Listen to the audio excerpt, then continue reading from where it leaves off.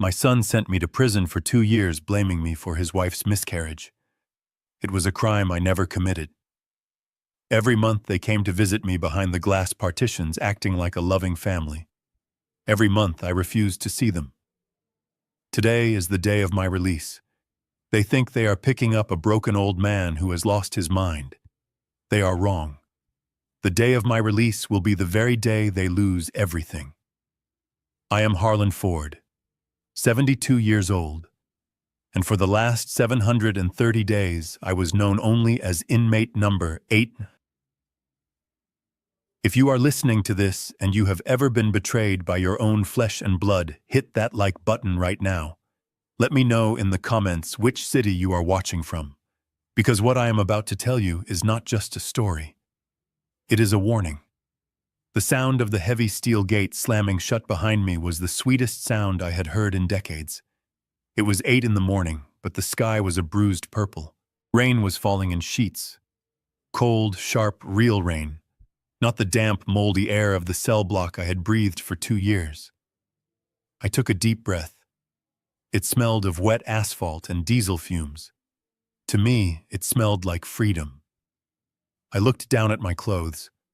It was the same charcoal gray suit I had worn the day of the trial, the day the judge pounded his gavel and took away my life. Back then, the suit fit me like armor.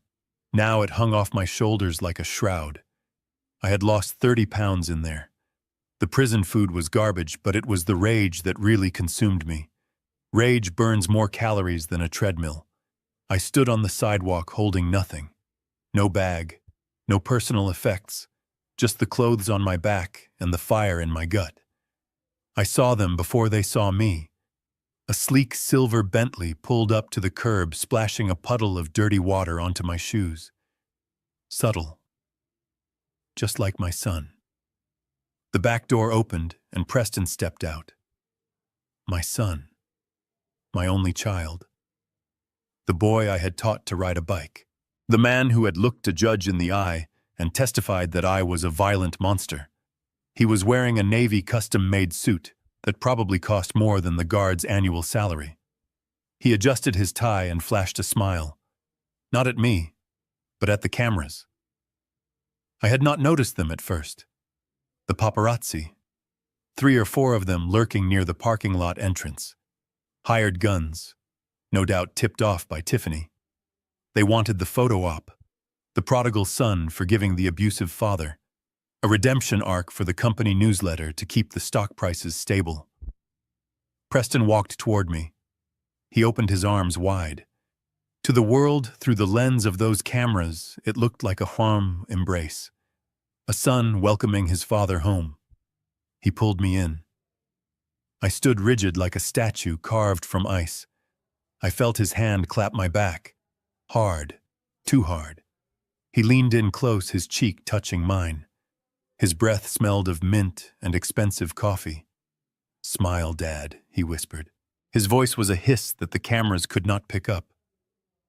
"Do not look so miserable. The shareholders are watching. If the stock drops 1 point because you look like a convict, I will cut your commissary fund to 0. I did not flinch. I did not blink. I just stared straight ahead at the wet pavement. Then came Tiffany, my daughter-in-law, the mistress who became the wife, the woman who had orchestrated this entire nightmare. She stepped out of the car looking like she was walking a runway. Perfect blonde hair, perfect makeup, and in her arms a bundle wrapped in blue cashmere. She walked up to us, her heels clicking on the wet concrete. Her eyes were dry, but her face was contorted into a mask of practiced concern. "Look who is here, Harlan," she cooed. Her voice was like syrup laced with arsenic. "This is little Leo, your grandson. He has been waiting to meet you." She shoved the bundle into my face. I looked down. The baby was sleeping, innocent, unaware that he was being used as a prop in a sick play. I looked at the baby and then I looked at Tiffany. I saw the fear behind her layers of foundation. She held the baby out, expecting me to take him, expecting the photo of the repentant grandfather holding the new heir. I did not raise my hands. I kept them buried deep in my pockets. I looked right through her as if she were made of glass, as if she did not exist. I stepped to the side, bypassing her completely. The smile on her face faltered. The cameras clicked furiously, capturing the rejection. Preston stepped in front of me, blocking my path. His face turned red. "What are you doing?" he hissed through gritted teeth. "Get in the car. We have a dinner planned." I did not say a word. I simply walked around him. My eyes were fixed on a beat-up black Ford sedan parked 50 yards away. Leaning against it was a man holding a black umbrella. Garrett, my lawyer, my only friend. He was not wearing a flashy suit. He looked tired, but he was there. Loyalty is rare these days. Rarer than gold. I heard Preston's footsteps splashing behind me. He grabbed my arm. His grip was weak, soft hands. Hands that had never done a day of real work in their life. "Dad." "Stop making a scene," Preston growled. "You are embarrassing us. Get in the Bentley." I stopped. I turned my head slowly and looked at his hand on my sleeve. I did not speak. I just looked. The intensity of my glare made him recoil. He let go of my arm as if it were burning hot. I turned back and continued walking toward the Ford. Garrett opened the back door for me. I slid onto the cracked leather seat. It smelled of old tobacco and paper. It smelled like safety. As Garrett closed the door, I heard Preston screaming. He had lost his composure. The mask had slipped. "You are crazy, old man," he yelled, his voice cracking. "You have nowhere to go. The house is mine. The company is mine. You have nothing. Do you hear me? You are homeless." I watched through the rain-streaked window as he stood there in his expensive suit, getting soaked to the bone. Tiffany was pulling at his arm, trying to hide her face from the cameras. I sat back and closed my eyes. "I am not homeless," I whispered to myself as the engine roared to life. "I am just on a business trip, and I am coming to take it all back." The interior of the black Ford sedan smelled exactly as I remembered. It was a mix of old leather peppermint and the faint dusty scent of legal briefs that had been sitting in the back seat for too long. Garrett Hale did not say a word as he pulled away from the curb. He navigated the car through the heavy rain, his knuckles white as he gripped the steering wheel. I watched the side mirror. The silver Bentley and the crowd of reporters shrank into the distance until they were nothing but a gray blur against the prison walls. For the first time in 2 years, the air I breathed did not smell of industrial disinfectant and despair. Garrett cleared his throat. He looked older. The lines around his eyes were deeper, and his hair, which had been salt and pepper when I went in, was now almost entirely white. I knew that look. It was the look of a man who had been holding back an avalanche with a plastic spoon. "You look terrible," Harlan Garrett said, his eyes flicking to the rearview mirror. "I feel fantastic," I lied.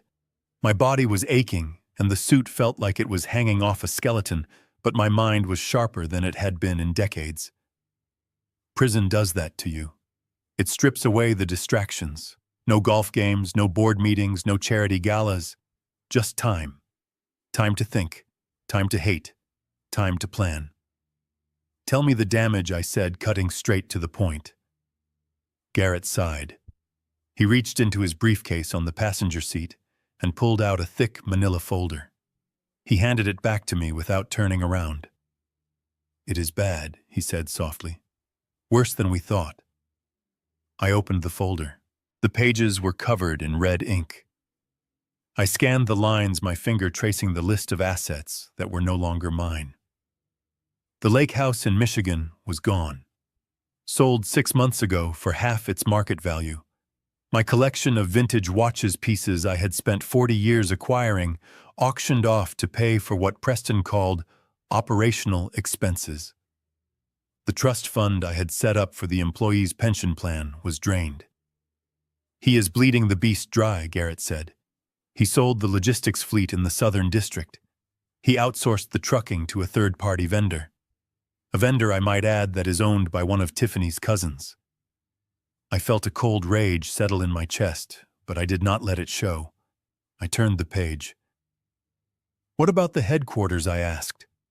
"The building downtown." "That is the only thing left," Garrett replied. "The crown jewel. He tried to sell it last month to a developer from Dubai, but the zoning laws you put in place 20 years ago made it difficult. He could not find a buyer who wanted to deal with the historic preservation restrictions." "Good," I whispered. "At least he is incompetent." Garrett hesitated. The car slowed down as we approached a red light. The rain drummed rhythmically against the roof. "There is something else," Harlan Garrett said, and his voice trembled slightly. "Something I found out 3 days ago. Preston was desperate. The crypto market crashed last week. He lost millions of the company's operating cash. He needed liquidity fast to cover the payroll and keep the creditors at bay." I closed the folder. I knew where this was going. "Who did he borrow from?" I asked. "He went to a private equity firm," Garrett said. "A shadow lender called Nemesis Corporation. They are sharks, Harlan. The worst kind. They specialize in distressed assets. They gave him a bridge loan of $12 million. The interest rate is predatory. It is practically criminal." I looked out the window. The city was passing by gray and wet, and the collateral I asked, though, I already knew the answer. Garrett gripped the wheel tighter. "Control," he said. "He pledged his executive voting rights. If he misses a single payment, or if the company's credit rating drops below a C grade, Nemesis Corporation has the right to seize his shares and take immediate control of the board. He signed his death warrant. Harlan. These people do not play games. If they take over, the company is gone. They will strip it for parts." I sat back in the seat and let a small dry smile touch my lips. Garrett saw it in the mirror and frowned.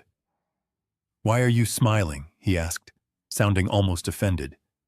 "Did you hear me? Your son just handed the keys to your kingdom to a bunch of corporate raiders. We need to file an injunction. We need to find a way to pay off that loan before the first payment is due next week." I chuckled. It was a rough, rusty sound. "We will do no such thing," I said. Garrett slammed on the brakes as the light turned red. He turned around in his seat to face me, shock written all over his face.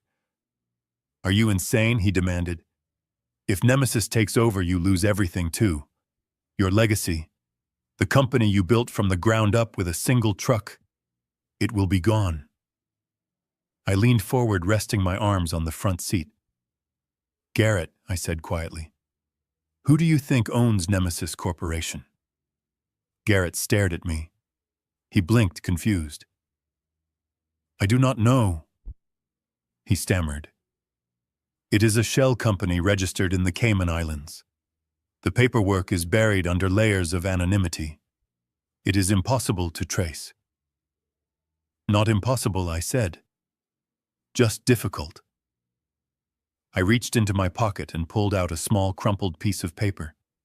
It was a receipt from the prison commissary, but on the back I had written a series of numbers, account numbers. "2 years is a long time, Garrett," I said. "You brought me books, you brought me legal pads, but you also brought me access. Do you remember the forensic accountant you hired for me? The one you thought was just reviewing my appeal case?" Garrett's eyes widened. "I had him set up Nemesis Corporation 6 months ago," I continued. "I liquidated my offshore accounts, the ones Preston did not know about, the emergency fund Beatrice and I saved for a rainy day. It seems it is raining today." "You," Garrett whispered. "You are Nemesis." I nodded. "I am the shark, Garrett. I lent my son the rope he is going to use to hang himself. He thinks he borrowed money from a faceless corporation. He has no idea he borrowed it from the father he betrayed." Garrett slumped back into his seat. He let out a long, shaky breath. He looked terrified, and for a moment I felt a twinge of guilt, but only a twinge. So Garrett said, his voice barely audible, We own the debt. We control the loan. We can call it in right now. We can walk into that boardroom tomorrow and tell him he is finished. I shook my head. No, I said, not yet. Why not? Garrett asked. Why wait? Because pain is a teacher, I said, looking back out at the rain. And Preston has not learned his lesson yet. If I strike now, he will play the victim. He will say he was just having a bad quarter. He will say the market was against him. He needs to believe he is safe. He needs to think the money from Nemesis saved him. I paused, watching a drop of water trace a path down the glass. Let him spend the money, I said. Let him buy Tiffany another diamond necklace. Let him think he has won. Let him climb higher, Garrett. Because the fall only kills you if you fall from a great height. When he feels untouchable, when his arrogance is at its peak, that is when we trigger the default clause. That is when I take it all back. Garrett turned back to the steering wheel. The light turned green. He put the car in gear, but his hands were shaking slightly. You are a scary man, Harlan, he said. I was a good man once, I replied. But good men do not survive in prison, and they certainly do not survive in this family. I sat back, closing my eyes, visualizing the look on Preston's face when the hammer finally fell. It would be beautiful. It would be tragic. But it had to be done. A surgeon does not apologize for cutting open a patient to remove a tumor. And Preston, my own son, had become a tumor that was killing my legacy. Where to? Garrett asked, his voice returning to its professional tone. I opened my eyes. The fire in my gut was burning hotter than ever. Take me home, I said. Take me to the mansion. I want to see what they have done to my house, and I want them to see that the ghost has returned to haunt them. Garrett nodded and merged onto the highway. The wipers slapped back and forth, a metronome counting down the moments until the war began. I was not just an ex-con anymore. I was Nemesis, and Judgment Day was coming. The iron gates of Ford Manor rose up before us like the teeth of a giant beast. I had installed these gates 30 years ago to keep the world out, to protect my family. But as Garrett stopped the car in front of the call box, I realized the beast was now guarding the monsters inside from me. The rain was still falling harder now, drumming a relentless rhythm against the roof of the sedan. I looked up at the stone pillars. My initials, HF, were still etched into the granite, but I knew that inside that compound, my name had been scrubbed from existence. Garrett rolled down the window. The cold air rushed in. He pressed the intercom button. Silence. He pressed it again. Static crackled, followed by a voice I did not recognize. A hired goon. Private security. State your business, the voice barked. This is Garrett Hale, legal counsel for Harlan Ford. Open the gate. There was a pause, heavy and deliberate. Then the voice returned, dripping with mockery. Mr. Ford does not live here anymore. We have strict orders, no trespassers. Turn around, or we will call the authorities. I felt a muscle in my jaw jump. I opened my door and stepped out into the rain. Garrett called after me, but I ignored him. I walked up to the pedestrian entrance, a smaller gate set into the wall. I placed my thumb on the biometric scanner. I had programmed this system myself. It was designed to recognize my print in less than a second. I pressed my thumb against the glass and waited for the familiar green light. Instead, a harsh red light flashed. Access denied. I pressed it again, harder. Access denied. They had deleted me. My own home, the place where I had raised my son, the place where I had nursed my wife through her final days, was rejecting me like a foreign virus. I stared at the red light, the rain dripping from my nose, and for a moment, the rage was so blinding, I wanted to tear the scanner off the wall with my bare hands. Then the sirens started. They were close. Too close. Tiffany must have called them the moment she saw our car turn onto the private road. She had been waiting for this. Watching from the window like a spider in a web. Blue and red lights flashed against the wet pavement as two patrol cars screeched to a halt behind Garrett's Ford. Doors flew open. 4 officers stepped out, hands hovering over their holsters. I turned slowly to face them. I knew the drill. I had learned it the hard way 2 years ago. Move slow. Keep your hands visible. Do not speak unless spoken to. Step away from the gate, the lead officer shouted. He was young, terrified, and dangerous. Put your hands in the air. Now. I raised my hands slowly. The rain soaked into my shirt, chilling me to the bone. I am not armed, I said, my voice calm, contrasting the storm inside me. This is my house. We have a 911 call reporting an attempted break-in and violation of a restraining order, the officer yelled, advancing on me.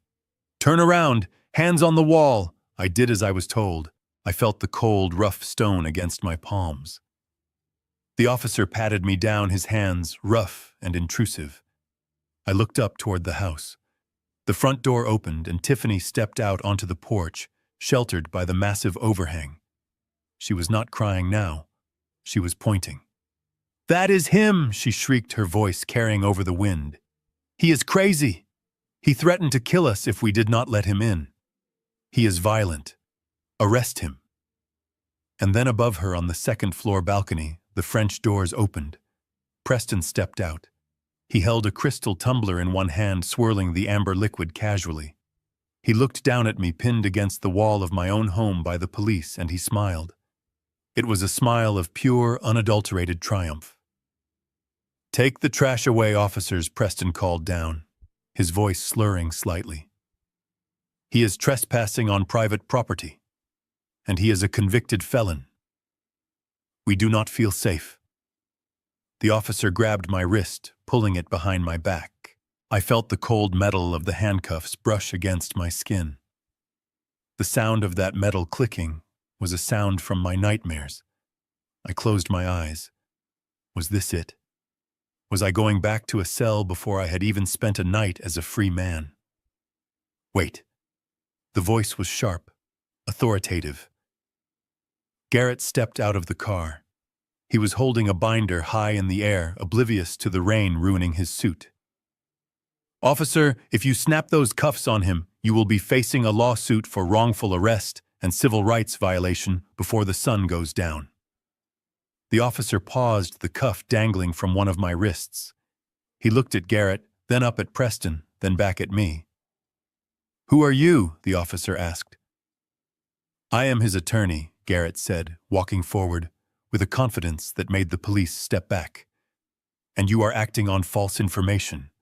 My client is not trespassing. He is home. Preston laughed from the balcony. It was a hollow, nervous sound. Do not listen to him, Preston shouted. I own the deed. The title is in my name. I have the papers to prove it. That old man has no rights here. Garrett did not look up. He walked straight to the lead officer and opened the binder to a page marked with a yellow sticky note. He tapped the paragraph with his finger. Read this, Garrett said. The officer squinted through the rain. He read the text, his lips moving silently. Then he stopped. He looked closer. He looked up at the house, then back at the document. What does this mean? The officer asked. It is a life estate clause. Garrett explained, his voice loud enough for Preston to hear. When Harlan's late wife, Beatrice Ford, transferred the property title to the trust that Preston now controls, she included a non-negotiable stipulation. Clause 4A. Regardless of ownership, title, or transfer, Harlan Ford retains the exclusive, irrevocable right to reside in the primary master suite of the property for the duration of his natural life. This right cannot be severed by sale, transfer, or familial dispute. I lowered my hands. The officer did not stop me. It means, Garrett continued, snapping the binder shut, that while Preston may own the bricks and mortar, Harlan owns the right to stand anywhere he damn well pleases inside those gates. If you arrest him for trespassing, you are arresting a man for standing in his own living room. The silence that followed was heavy. The only sound was the rain and the distant thunder. I turned to look up at the balcony. Preston's smile had vanished. He gripped the railing so hard I thought the wood might snap. Tiffany had stopped screaming. She stood on the porch, frozen, her mouth slightly open. "Officer," I said, brushing the water off my lapel. "I would like to go inside and dry off. My son seems to have forgotten the code to the gate. Would you mind asking him to open it? Or should I press charges for illegal eviction?" The officer looked at me, then at the document again. He unclipped the handcuff from my wrist. He looked annoyed not at me, but at the situation. He turned his face toward the balcony. "Mr. Ford," the officer shouted at Preston. "Open the gate." What? Preston yelled back. "No. He is dangerous." "The document is valid, sir," the officer replied, his hand resting on his baton. "Open the gate or we will have to cut the lock. And I will have to cite you for obstructing a resident's legal access. Do not make me come up there." Preston slammed his drink down on the railing. Glass shattered, raining shards down onto the patio below. He turned and stormed back inside, leaving the doors open. A moment later, the red light on the scanner turned green. The heavy iron gates groaned and began to swing open. I nodded to the officer. "Thank you for your service," I said. I walked past the security guard booth. The hired goon kept his head down, pretending to be busy with his phone. I walked up the long, winding driveway. The landscaping was different. My roses were gone, replaced by trendy, sharp-edged hedges that looked cold and uninviting. The fountain in the center of the circular drive was dry, filled with dead leaves. Neglect. It was everywhere. Preston wanted the status of the mansion, but he had no interest in the work required to maintain it. Garrett drove the car up behind me, but I kept walking. I wanted to enter on foot. I wanted them to hear my footsteps. I reached the front porch. Tiffany was still standing there. She had crossed her arms over her chest, a defensive posture. Her eyes were darting around, looking for a new angle, a new weapon she could use. But she had played her ace and I had trumped it. I walked up the steps. 1, 2, 3. I stopped right in front of her. She smelled of expensive perfume and fear. She tried to hold my gaze, tried to muster that arrogant sneer she had worn in the courtroom, but she faltered. She looked down. "You cannot stay here," she hissed, her voice trembling. "We will make your life a living hell. You will wish you were back in prison."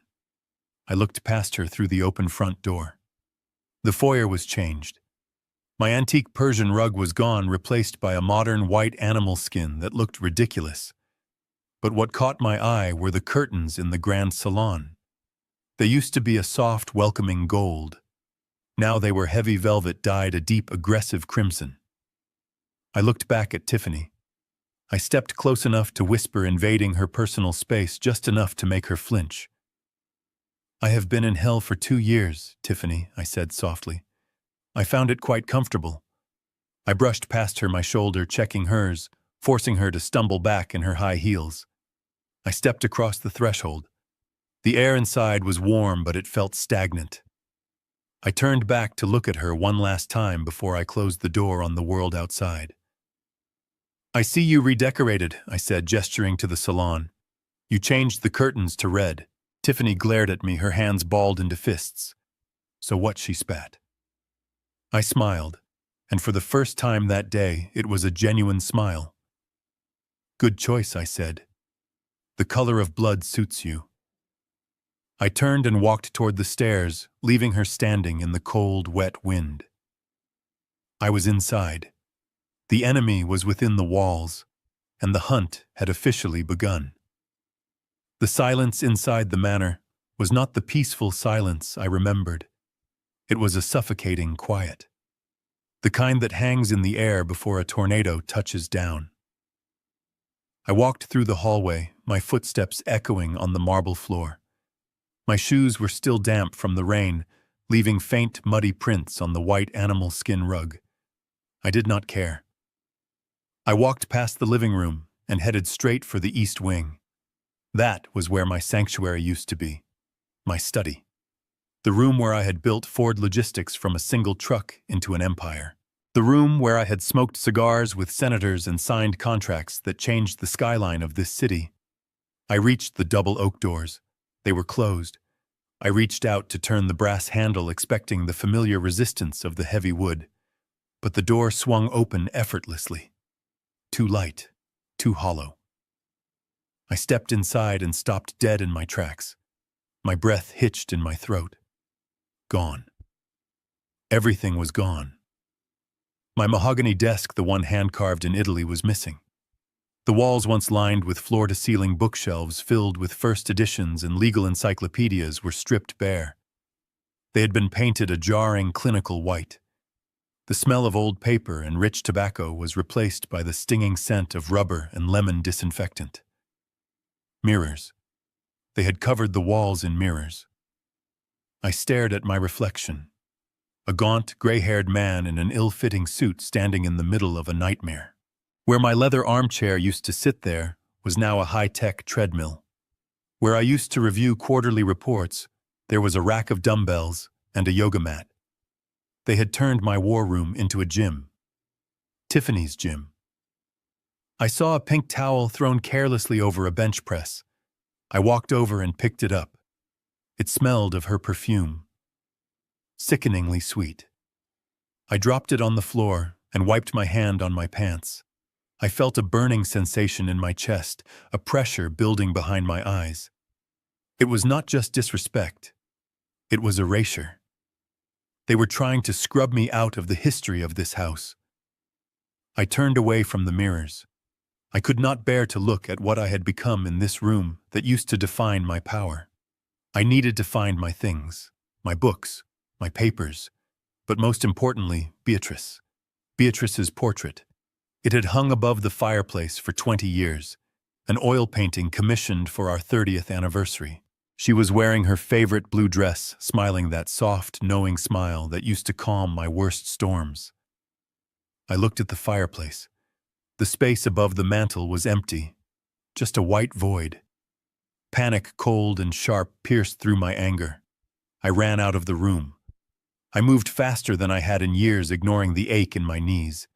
I headed for the back of the house, past the kitchen, to the servants' quarters and the storage rooms. If they had thrown my life away, this is where the debris would have landed. I tore open the door to the maintenance closet. It was dark and smelled of mildew and damp earth. I fumbled for the light switch. A single naked bulb flickered to life, casting long, dancing shadows against the clutter. And there it was. Piled in a corner like garbage were boxes of my files, my awards. The key to the city I received 10 years ago was lying face down in a puddle of water leaking from a rusty pipe. But I did not care about the key. I dug through the pile, tossing aside plaques and trophies. Then I saw the corner of a gold frame. I pulled it out. My hands were trembling. It was Beatrice. But the canvas was torn. A long scratch ran across her cheek, likely from being dragged across the floor. The bottom of the frame was waterlogged, the wood swollen and rotting. Mold was starting to bloom on the corner of her blue dress. I sank to my knees on the cold, concrete floor. I pulled a handkerchief from my pocket and frantically tried to wipe away the dirt and the mold. "I am sorry," I whispered, my voice cracking in the empty room. "I am so sorry, B. I should have been here. I should have protected you." I held the frame against my chest, rocking back and forth. The rage that had been a fire was now turning into ice, solid, unbreakable. They could take my money. They could take my company. But to treat the memory of the woman who built this home with them like trash, that was not a mistake. That was a declaration of war. I stayed there for a long time, cleaning every inch of the frame until it was as clean as I could make it. I stood up, composing myself. I adjusted my tie. I picked up the portrait and walked back towards the main house. I would not leave her in the dark. She was coming back to the light. I carried the painting into the main living room. I placed it carefully on a side table, leaning it against the wall. I was just brushing a speck of dust from the glass when I heard footsteps behind me. heavy, arrogant. Well, look who is making himself at home. I turned slowly. Preston was standing in the doorway. He had changed out of his suit into casual clothes, designer jeans and a polo shirt that was too tight around the middle. He held a glass of whiskey in one hand. I did not answer him. I just stood in front of the portrait, shielding it. Preston walked into the room, his eyes scanning the space until they landed on the painting. He scoffed. "I thought we threw that old thing out," he said, taking a sip of his drink. "It really clashes with the new decor. Tiffany hates it. It is depressing." "It is your mother," I said, my voice low and steady. "It is a dusty old picture," Preston countered, waving his hand dismissively. "But fine. Keep it in your room. Just keep it out of sight. We have guests coming tonight. Important people. Investors. I do not want them seeing my father acting like a senile janitor carrying trash around the house." He reached into his back pocket and pulled out a money clip. He peeled off a few bills and tossed them onto the coffee table between us. They fluttered down like dead leaves. "Here," Preston said. $500. That is your allowance for the month. Do not spend it all on candy." I looked at the money, then I looked at him. "Allowance," I repeated. "Yeah," Preston sneered. "You have no income, no pension. I froze your personal accounts, remember. Consider this charity. Go buy yourself a new shirt. That suit smells like prison. And tonight, do me a favor. Stay in your room. Do not come down. Do not embarrass me." He waited for me to explode. He wanted me to yell, to throw the money back in his face. He wanted to prove that I was the unstable, violent man he had painted me to be in court. I took a deep breath. I forced the muscles in my face to relax. I walked over to the coffee table. I picked up the bills. 500, I said, counting them slowly.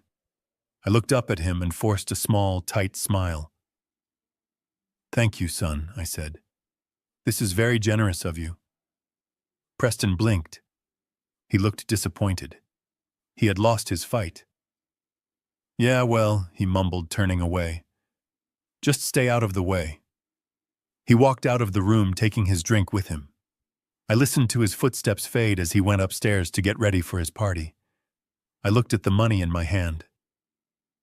$500. The price of his arrogance. I pocketed the cash.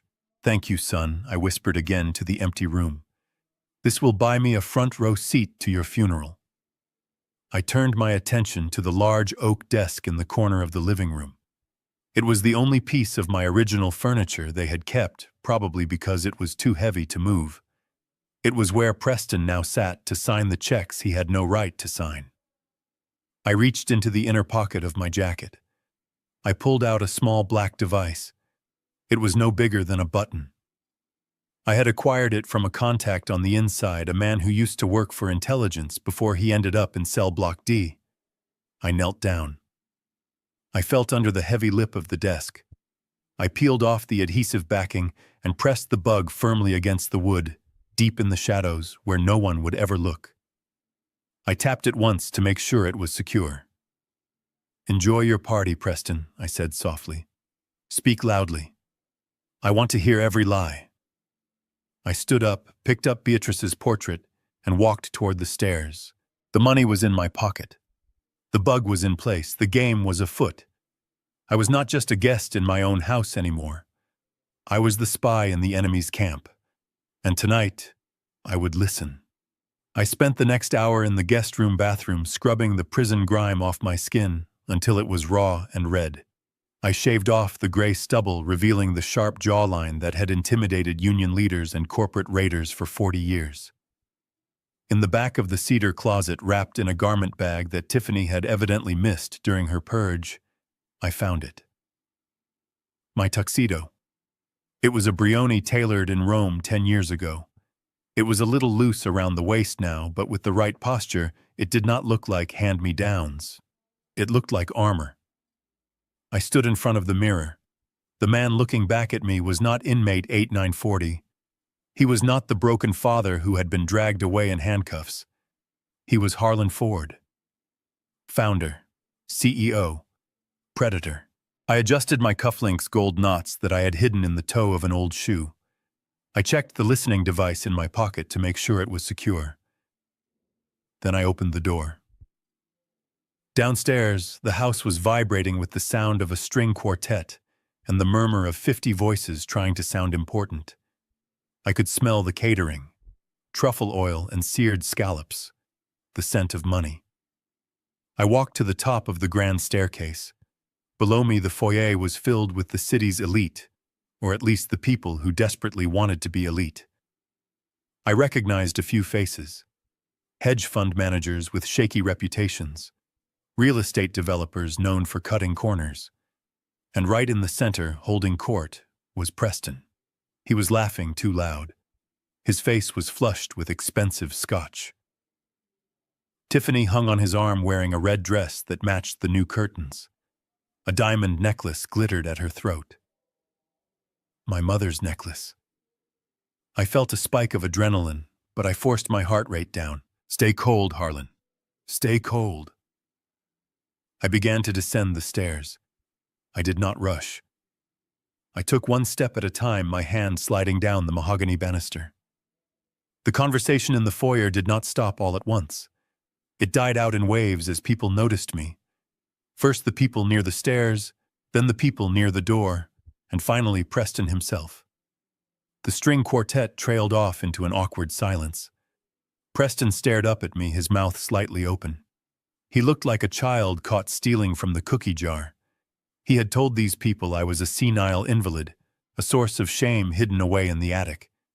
He had not prepared them for the return of the king. I reached the bottom step. The crowd parted instinctively, creating a path for me. I walked straight to a passing waiter, took a glass of champagne, and raised it slightly toward my son. "Good evening, everyone," I said, my voice projecting effortlessly to the back of the room.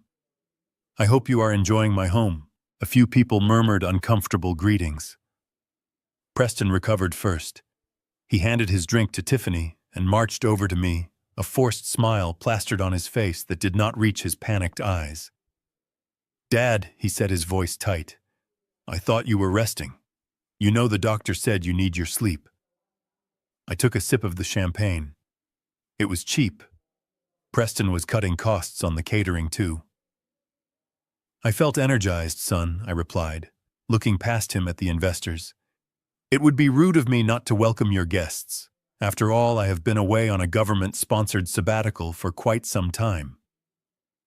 A nervous ripple of laughter went through the room. Preston grabbed my elbow, his fingers digging into my arm. "Go back upstairs," he hissed in my ear.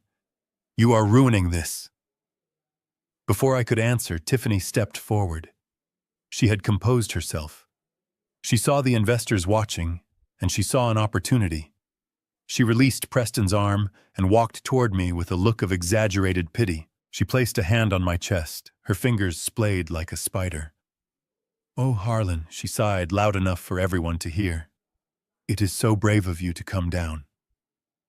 We were just telling everyone how much you have struggled since the incident." She let the word hang in the air. The incident. The code word for the lie that had sent me to prison. The room went deadly silent. The investors leaned in, hungry for the gossip. Tiffany turned to the crowd, her eyes shimmering with fake tears. "You all know the tragedy our family faced," she said, her voice trembling perfectly. "When I lost the baby. It was a dark time. And poor Harlan here. His mind just snapped. He did not mean to hurt me. We know that now.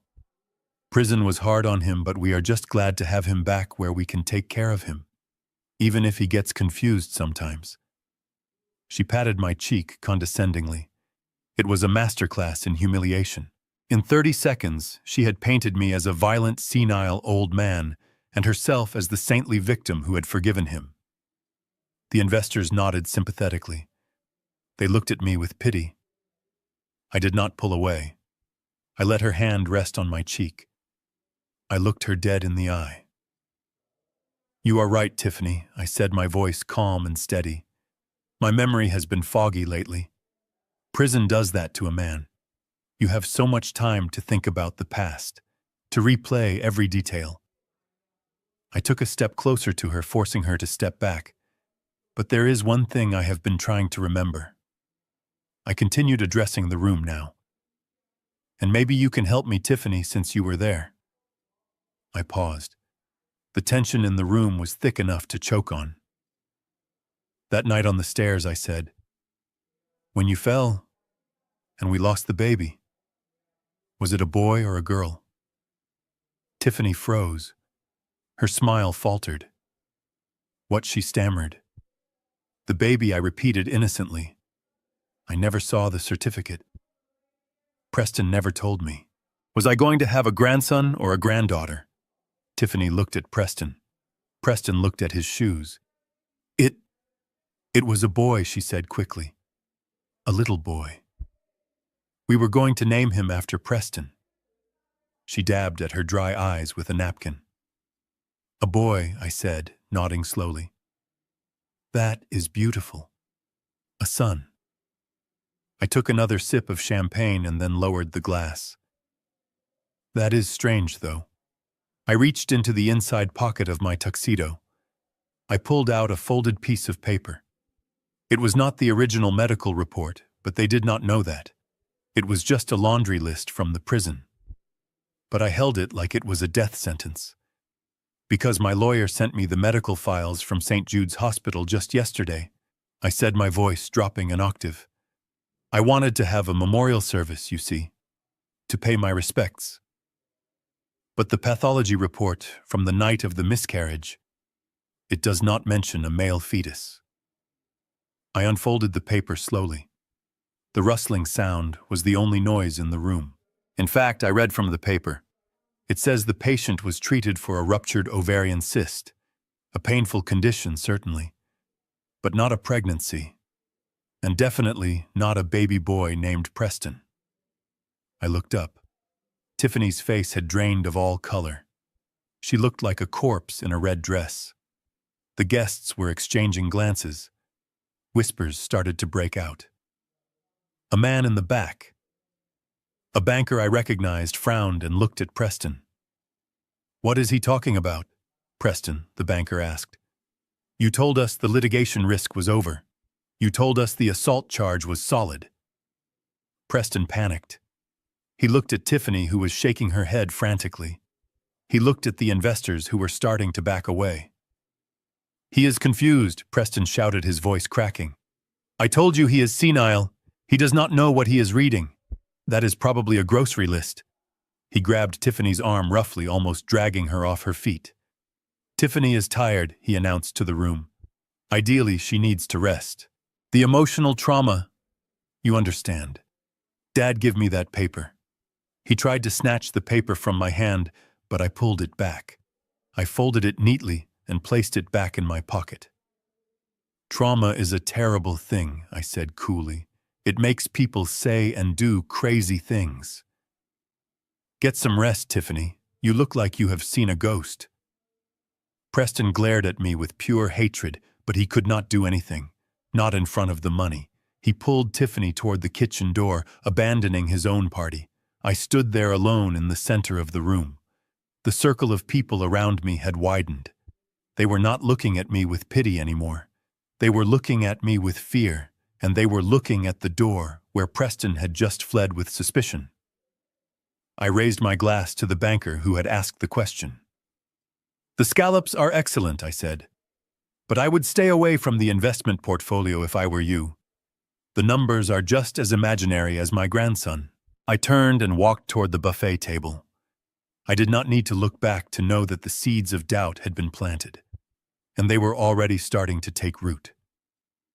The party was effectively over, and the real show was just beginning. The grandfather clock in the hallway chimed 2 o'clock in the morning. The sound reverberated through the silent house like a death knell. The party was over. The last of the drunk investors and sycophants had stumbled out the door an hour ago, leaving behind the smell of stale cigar smoke and spilled wine. The house was quiet now, but it was not at peace. It was holding its breath. I sat on the edge of the guest bed in the dark. I had not changed out of my tuxedo. I had not slept.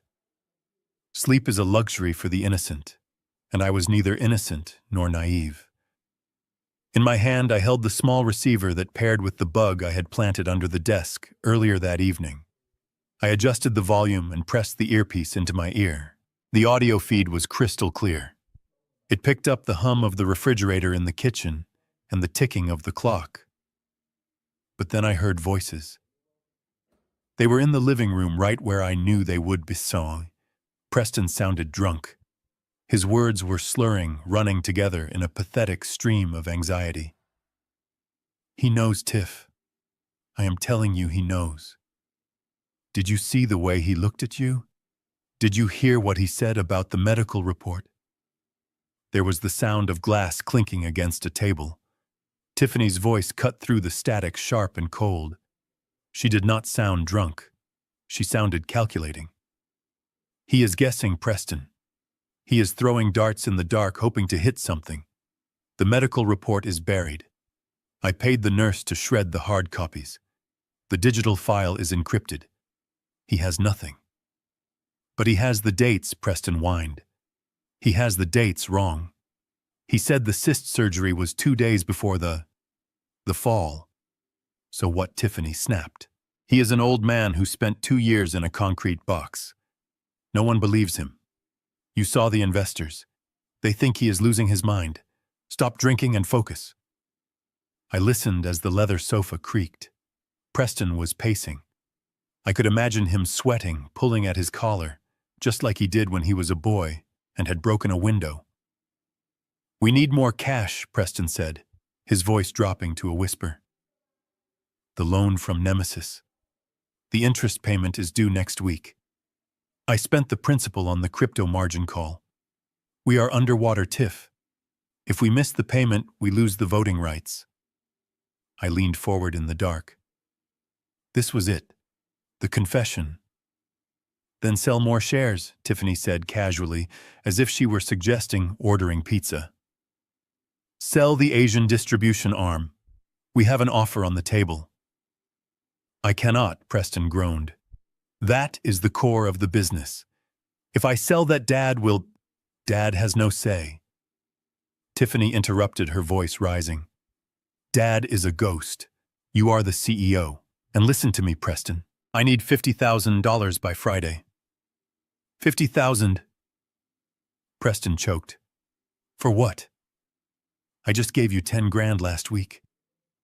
Leo needs things, Tiffany said. Her voice had changed. It was no longer the voice of a wife. It was the voice of a blackmailer. The nanny needs to be paid. The private doctor needs to be paid. And I need security. If this ship goes down, Preston, I am not going down with it. You better find the money. Or maybe I will take Leo and go stay with my brother for a while. You know how much the press would love a story about a single mother fleeing a bankrupt CEO. Silence. The threat hung in the air, heavy and suffocating. She was using the child not as a son, but as a hostage. Fine, Preston whispered, defeated. I will call the broker in the morning. I will sell the shares. Just do not leave. I took the earpiece out. My hand was shaking not from fear, but from a cold, focused fury. They were going to dismantle my life's work to pay for her greed and his incompetence. I stood up. The floorboards were cold under my bare feet. I had heard enough. It was time to stop being a listener and start being a hunter. I opened the bedroom door. The hallway was pitched in darkness. The only light came from the moon filtering through the high windows, casting long, skeletal shadows across the floor. I knew this house better than I knew the back of my own hand. I knew which floorboards creaked. I knew which doors drifted open if they were not latched. I moved silently, a phantom in my own home. I reached the top of the stairs and looked down into the foyer. It was empty. The living room was dark. Preston must have passed out on the sofa or stumbled up the back stairs. But then I saw it. A faint beam of light flickering in the hallway that led to my old study. Someone was there. I descended the stairs, my weight shifting effortlessly, avoiding the center of the steps where the wood was old. I reached the ground floor and pressed my back against the wall. I waited. I listened. Click, click, click. Beep. The sound of a keypad. I moved closer. The door to the study was slightly ajar. I peered through the crack. The beam of a flashlight cut through the gloom, illuminating the far wall. The mirrors that lined the room reflected the light, creating a disorienting maze of beams. But in the center of it all was Tiffany. She was kneeling in front of the wall where Beatrice's portrait usually hung, but she had moved the painting. Behind it, revealed in the wall, was my private safe, the one I had installed 30 years ago, the one that held not money but secrets, deeds, original incorporation papers, and the physical evidence of my private investigations. She was punching numbers into the keypad frantically. 1980, beep, error, 1985, beep, error. Damn it, she hissed under her breath. She hit the safe with the palm of her hand. Come on, you old fool, what is the code? She was trying my birth year. She was trying Preston's birth year. She thought I was sentimental. She thought I was predictable. I watched her for a moment. She looked desperate. Her hair was messy, the red dress rumpled. The mask of the perfect socialite had slipped completely, revealing the common thief underneath. She punched in another code. 2021. The year I went to prison. Beep, error. The red light on the safe blinked, mocking her. System locked. Wait 5 minutes. She let out a low growl of frustration and rested her forehead against the cold steel of the safe door. It is not going to open, Tiffany, I said. My voice was low, hardly more than a whisper, but in the silence of the room it sounded like a gunshot. Tiffany screamed. It was a sharp, terrified sound that cut off abruptly as she spun around. She dropped the flashlight. It rolled across the floor, the beam spinning wildly until it came to rest, illuminating my polished black shoes. I stood in the doorway, shrouded in shadow. I did not move. I did not blink. Who is there? She gasped, backing up until she hit the wall. I stepped forward into the pool of light. The reflection in the mirrors multiplied me so that suddenly she was surrounded by a dozen versions of me, all staring at her with the same cold judgment. It is the ghost, I said. Harlan, she breathed, her hand clutching her chest. You scared me to death. What are you doing sneaking around in the dark? I walked slowly into the room. I picked up the flashlight and shone it on her face. She squinted blindingly, holding up a hand to shield her eyes. I live here, remember, I said, calm and deadly. I could ask you the same thing. It is 3 a.m, and you are trying to break into a safe that does not belong to you. I was looking for my earrings, she lied quickly, her eyes darting around the room. I think I left them in here when I was working out. I thought maybe I put them in the safe for safekeeping. I laughed. A dry, humorless sound. You do not know the code, Tiffany, I said. You never did. And even if you did, that safe is empty of what you are looking for. There is no cash in there. I moved the liquid assets years ago. I took another step closer. She was trapped between me and the treadmill. So tell me the truth, I said, lowering the light so it cast deep shadows across her face. What were you really looking for? I leaned in close enough to smell the stale champagne on her breath.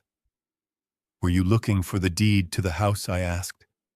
Or maybe you were looking for something else? I paused, letting the silence stretch until she began to tremble. Were you looking for proof of your affair from 2 years ago? I whispered. Her eyes went wide.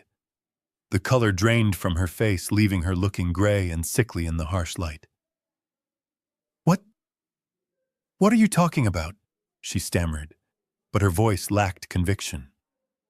The personal trainer, I said. The one with the tattoo on his neck.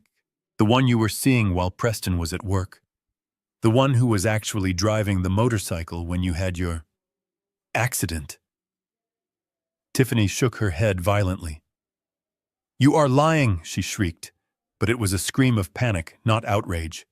"You are crazy." I reached into my pocket and pulled out the earpiece. I held it up. "I hear everything, Tiffany," I said. "I hear the demands for money. I hear the threats to leave. And now I see the thief in the night." I clicked the flashlight off, plunging the room back into darkness. "Run along to bed, my dear," I said from the blackness. "And lock your door. Not to keep me out, but because when Preston finds out what I know, he might be the one you need to worry about." I heard a sob escape her throat. Then the sound of her bare feet slapping against the floor as she ran past me out of the room and up the stairs. She ran as if the devil himself was at her heels. I stood alone in the dark gym. I walked over to the safe. I punched in the code, 730, the number of days I spent in prison. The safe beeped green and clicked open. I reached inside and pulled out a single manila envelope. It was thick. It was heavy. I closed the safe. "Sleep tight, Tiffany," I whispered. "Tomorrow, the nightmare begins for real." The next morning, I took a cab to the south side of the city. I did not ask Garrett to drive me because there are some places a shiny black sedan simply does not belong. The neighborhood was a graveyard of industry. Empty factories with broken windows stood like skeletons against the gray sky. The streets were lined with potholes and piles of uncollected trash. This was where my son had banished his own family while he lived in the lap of luxury. I pulled my hat low over my eyes and walked into a diner called the Rusty Spoon. The air inside smelled of stale grease and burnt coffee. The linoleum floor was cracked and the vinyl seats were taped together with duct tape. I sat in a booth in the back corner where the shadows were deepest. I did not have to look at the menu. I just watched the woman behind the counter. Sarah looked 10 years older than the last time I had seen her. Her strawberry blonde hair, which used to shine, was pulled back in a messy bun. Her uniform was stained and too big for her thin frame. She was moving with the frantic energy of someone who is terrified of losing their job. She poured coffee for a truck driver who grabbed her wrist and said something that made her flinch. She pulled away, forcing a polite smile that did not reach her eyes. My heart broke. This was the woman who had made my son a better man. The woman who had given me a grandson. And she was being treated like cattle. I waited until the lunch rush died down. When she finally came over to my table with a pot of coffee, she did not look at me. She was looking at her notepad. "What can I get for you, hun?" she asked, her voice raspy with fatigue. "Hello, Sarah," I said. She froze. The pot of coffee trembled in her hand, splashing a few hot drops onto the table. She looked up slowly, and when her eyes met mine, I saw pure, unadulterated terror. She took a step back, clutching the pot like a weapon. "Harlan," she whispered. "Oh, God. Please. I do not have any money." She thought I was there to hurt her. She thought I was the monster Preston had told the world I was. "Sit down, Sarah," I said softly, gesturing to the seat opposite me. "Please. I am not here to hurt you." She looked around the diner, checking if her manager was watching. Then she slid into the booth, sitting on the edge of the seat, ready to run. "They said you were in prison," she said, her hands shaking on the table. "They said you would never get out." "I was released yesterday," I said. "And the first thing I wanted to do was see you. And the boy. How is Danny?" At the mention of her son, her expression hardened. She leaned forward, her protective instinct overriding her fear. "Stay away from him," she hissed. "Preston made it very clear. If I try to contact the family, or if I let you near Danny, he will cut off the alimony. He will take full custody. He told me you are dangerous, Harlan. He told me what you did to Tiffany." I reached across the table and placed my hand over hers. She tried to pull away, but I held firm. My grip was gentle but solid. I did not touch Tiffany, I said, looking deep into her eyes. I never touched her. And I know you did not cheat on Preston either. Sarah's eyes filled with tears. She slumped back against the booth, the fight draining out of her. It does not matter what is true, she said, wiping her eyes with a rough paper napkin. It only matters what they can prove. Tiffany is smart, Harlan. Evil, but smart. She hired that actor. She set up the hotel room. She called me there saying it was a catering emergency for Preston's company. When I walked in, that man grabbed me and the photographer jumped out of the closet. She looked out the window at the bleak street outside. Preston did not even ask for an explanation. She continued, her voice bitter. He had the divorce papers ready the next morning. He kicked us out with nothing. He said Danny probably was not even his. He cut off my credit cards. He blocked my number.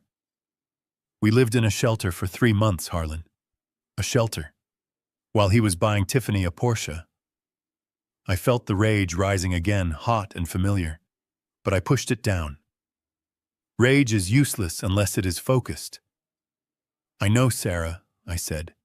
I know everything. I know about the fake miscarriage. I know about the embezzlement. And I know that Danny is the only true heir to the Ford name. Sarah looked at me sadly. So what she said? You are just an old man with a criminal record. And I am a waitress living in a 1-bedroom apartment with rats in the walls. We cannot fight them, Harlan. They have lawyers. They have money. If we try, they will crush us. Please, just go. Leave us alone before Preston finds out you were here. She started to slide out of the booth. I am not asking you to fight Sarah, I said. She stopped. I reached into my jacket pocket. I did not pull out a weapon. I pulled out the file. The Nemesis file. I slid it across the sticky table. Open it, I commanded. Sarah hesitated, then opened the folder. She looked at the documents. She saw the loan agreement. She saw the default clauses. She saw the name of the holding company. Nemesis Corp. I do not understand, she said, looking up at me confused. What is this? This is the end of Preston Ford, I said. I leaned in closer, lowering my voice. I am Nemesis Sarah. I own the debt. I own the mortgage on the mansion. I own the company's operating capital. I own them. Her eyes went wide as she processed what I was saying. You lent him the money, she stammered. I gave him the shovel I corrected. And he dug his own grave. But I need one thing to bury him. I need a witness. I pointed to the documents in her hand. I can take his money, I said. I can take his house. But I need you to help me take his freedom. I need you to testify about the setup. I need you to tell the judge exactly how Tiffany orchestrated the divorce. I have the medical records proving her miscarriage was a lie. If we combine that with your testimony, we can prove a pattern of fraud. We can put them where they belong. Sarah looked down at her hands. They were red and chapped from scrubbing tables. I am scared, Harlan, she whispered. Preston threatened me. He said he would make sure I never work in this town again. I reached into my pocket again. This time I pulled out a check. I had written it that morning from the Nemesis operating account. It was for $50,000. This is for you, I said, sliding it on top of the file. It is a consulting fee. Use it to get a decent apartment. Get Danny some new clothes. Quit this job today. Sarah stared at the check. Her mouth fell open. Harlan West. I cannot take this. It is not a gift, I said sternly. It is an advance. When we win, you will be managing the Ford Foundation. You will never have to serve another cup of coffee in your life. But you have to be brave. Not for me, for Danny. Do you want him to grow up in this neighborhood? Or do you want him to grow up in the house his grandfather built? Sarah looked at the check, then at the file, then at me. I saw the change happen in her eyes. The fear was still there, but something else was pushing through it. Hope. And a mother's fierce desire for justice. She took a deep breath. She picked up the check and held it tight. "He told me I was worthless," she said, her voice shaking, but gaining strength. "He told me I was nothing without him." "He was wrong," I said. Sarah nodded. She stood up.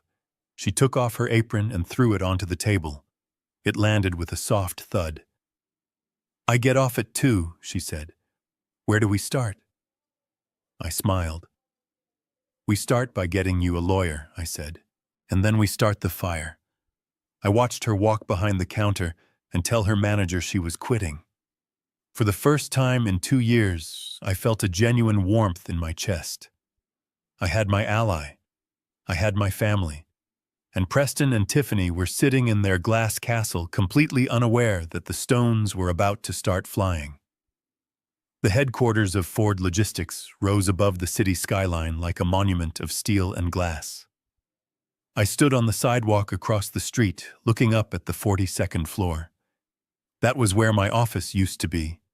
That was where I had signed the papers to buy my first fleet of trucks. And that was where my son was currently sitting, preparing to sell the last piece of my soul to a consortium of foreign investors who only cared about stripping the assets and firing the American workforce. I adjusted my tie in the reflection of the glass doors. I was not wearing the loose suit from yesterday.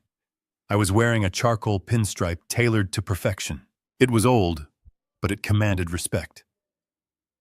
I walked toward the revolving doors. My heart was pounding not with fear, but with the rhythm of a war drum. The lobby smelled the same, lemon polish and filtered air. The receptionist was new. She was young, and she looked at me with a mixture of confusion and recognition. She reached for the phone, probably to warn Preston, but I held up a hand. I did not stop walking. I headed straight for the security turnstiles. Standing there was Sam. He was the head of security. A big man with shoulders like a linebacker and a heart of gold. I had paid for his daughter's knee surgery 10 years ago. He looked at me and his face softened. He glanced at the monitor where a memo with my face on it was undoubtedly pinned under the title "Do Not Admit." Sam stepped forward, blocking my path. To anyone watching on the cameras, it looked like he was doing his job. He leaned in close, his hand resting on his belt. "Mr. Ford," he rumbled, his voice low, "they told me to call the police if you showed up. They said you were dangerous." I looked Sam in the eye. "Do I look dangerous, Sam?" I asked. He smiled a small, sad smile. "You look like the boss to me," he whispered. He reached into his pocket and pulled out a keycard. He swiped it on the sensor for me.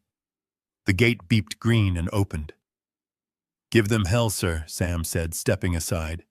I nodded my thanks and walked to the private elevator. The doors slid shut, cocooning me in silence. As the numbers above the door climbed higher, 20, 30, I felt the weight of the last 2 years falling away. I was rising. I was returning. The elevator chimed at the 42nd floor. The doors opened directly into the executive lobby.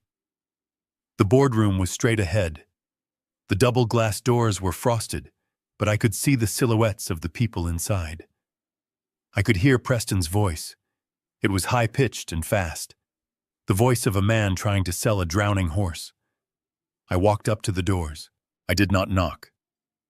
I pushed them open with both hands and stepped inside. The room went silent instantly.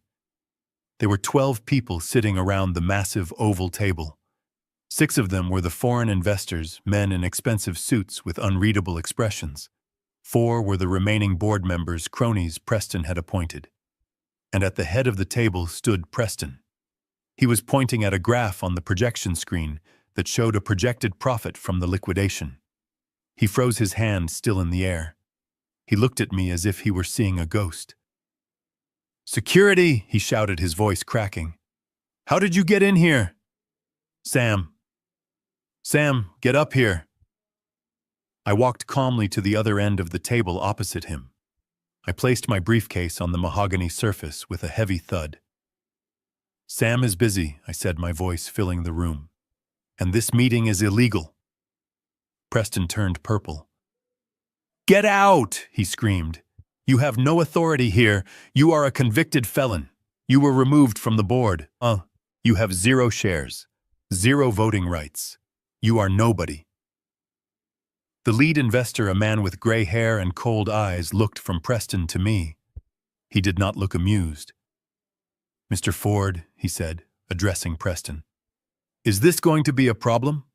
We were assured that the family issues were resolved." "They are resolved," Preston stammered, wiping sweat from his forehead. "My father is suffering from delusions. He has no legal standing. We can proceed with the vote. I hold 51% of the voting stock. I authorize the sale." He looked at the board members. "Vote," he commanded. "Raise your hands. Sell the division." I reached into my briefcase. "Before you raise your hands," I said loud enough to stop them, "you might want to check your math, Preston." I pulled out a stack of papers. They were not crisp legal documents drafted by a high-priced firm. They were crinkled. Some had coffee stains. Some were handwritten. "You are right," I continued. "I do not have any shares.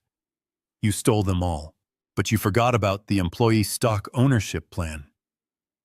Preston laughed nervously. "The ESOP," he scoffed. "Those represent tiny fractions. The drivers, the mechanics, the secretaries. They have no power. They are irrelevant." I spread the papers out on the table, fanning them like a deck of cards. "You are wrong, son," I said. "They are the company. And for the last 24 hours, while you were planning your gala and buying your wife jewelry, I was visiting them. I went to the break rooms. I went to the loading docks. I went to the mechanic shops. I picked up one of the sheets. This is a proxy form signed by Dave Miller, the head mechanic. He has been fixing our trucks for 30 years. This one is from Mrs. Higgins, your old executive assistant, whom you fired last month. This one is from the entire union chapter of the Northeast Division." I looked at the investors. These people own shares. Small shares, yes. But when you add them all up, they amount to 15% of the total voting stock. And guess what? They all signed their voting rights over to me for this meeting. Preston's face went pale. He began to do the mental math. If he had sold 40% to pay his debts, and he needed a supermajority to authorize a sale of this magnitude, my 15% was a brick wall. "I hold the proxy for 15% of this company," I announced. "And on behalf of the men and women who actually built this business, I vote no." The room was deathly quiet. The lead investor closed his folder. He stood up. "Mr. Ford," he said to Preston, "it seems you do not have the authorization you claimed. We do not do business with liars." He signaled to his team. They stood up in unison and walked out of the room. They did not even look at Preston as they passed him. The door clicked shut behind them. Preston stood there trembling. His big deal was dead. His liquidity was gone. The investors had walked. He looked at me with eyes full of madness. He grabbed a heavy crystal water glass from the table. "You old bastard!" he screamed. He hurled the glass across the room. It missed my head by inches and shattered against the wall behind me, exploding into 1,000 shards. Water dripped down the expensive wallpaper like tears. "You ruined it!" Preston shrieked. "That was $12 million. That was our lifeline. Do you know what you have done? You have killed us. You want us to starve. Is that it? You want your own family to be out on the street." I did not flinch. I did not blink. I looked at the shattered glass, then back at him. "I do not want you to starve, Preston," I said calmly, picking up my briefcase. "I want you to work. There is a difference." I turned my back on him and walked toward the door. "And Preston," I added, pausing with my hand on the handle, "fix the wall. It is coming out of your salary."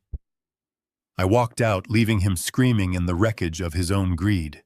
The battle for the boardroom was won. But the war for the soul of my family was far from over. I had stopped the bleeding, but now it was time to perform the surgery. And surgery is always painful. The private medical practice of Dr. Elias Thorne was located in a glass building that looked more like a five-star hotel than a clinic.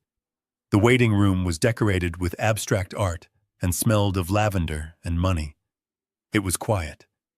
The kind of quiet that costs $500 an hour. I walked past the receptionist, a young woman who was too busy typing on her phone to notice two men in suits walking briskly toward the private offices. Garrett tried to catch my eye, looking nervous, but I kept my gaze fixed on the mahogany door at the end of the hall. The nameplate read, Dr. Elias Thorne, Chief of Obstetrics. To the world, he was a respected specialist. To me, he was the man who had sold my freedom for a check. I did not knock. I turned the handle and pushed the door open. Dr. Thorne was sitting behind a desk that was almost as big as mine used to be. He was a handsome man in his 50s, with a deep tan and silver hair that was perfectly coiffed. He was on the phone laughing at something the person on the other end had said. When he saw us, his laughter died in his throat. He lowered the phone slowly and ended the call. "Who let you in here?" he asked, his voice smooth but edged with irritation. "I am with a patient." I looked around the empty room. I do not see a patient. "Doctor," I said, closing the door behind me and locking it with a soft click. "I see a businessman, and I am here to negotiate a deal." Thorne stood up. He recognized me. I saw the flash of recognition in his eyes, followed immediately by a flash of panic. But he covered it well. He smoothed the front of his white coat. "Mr. Ford," he said, his tone turning condescending. "I heard you were released. I assume this intrusion is due to some lingering confusion from your time away. If you leave now, I will not call the police. If you stay, I will have you arrested for harassment. Again." I walked to the leather chair opposite his desk and sat down. I crossed my legs and dusted a piece of imaginary lint from my trousers. "Call them," I said calmly.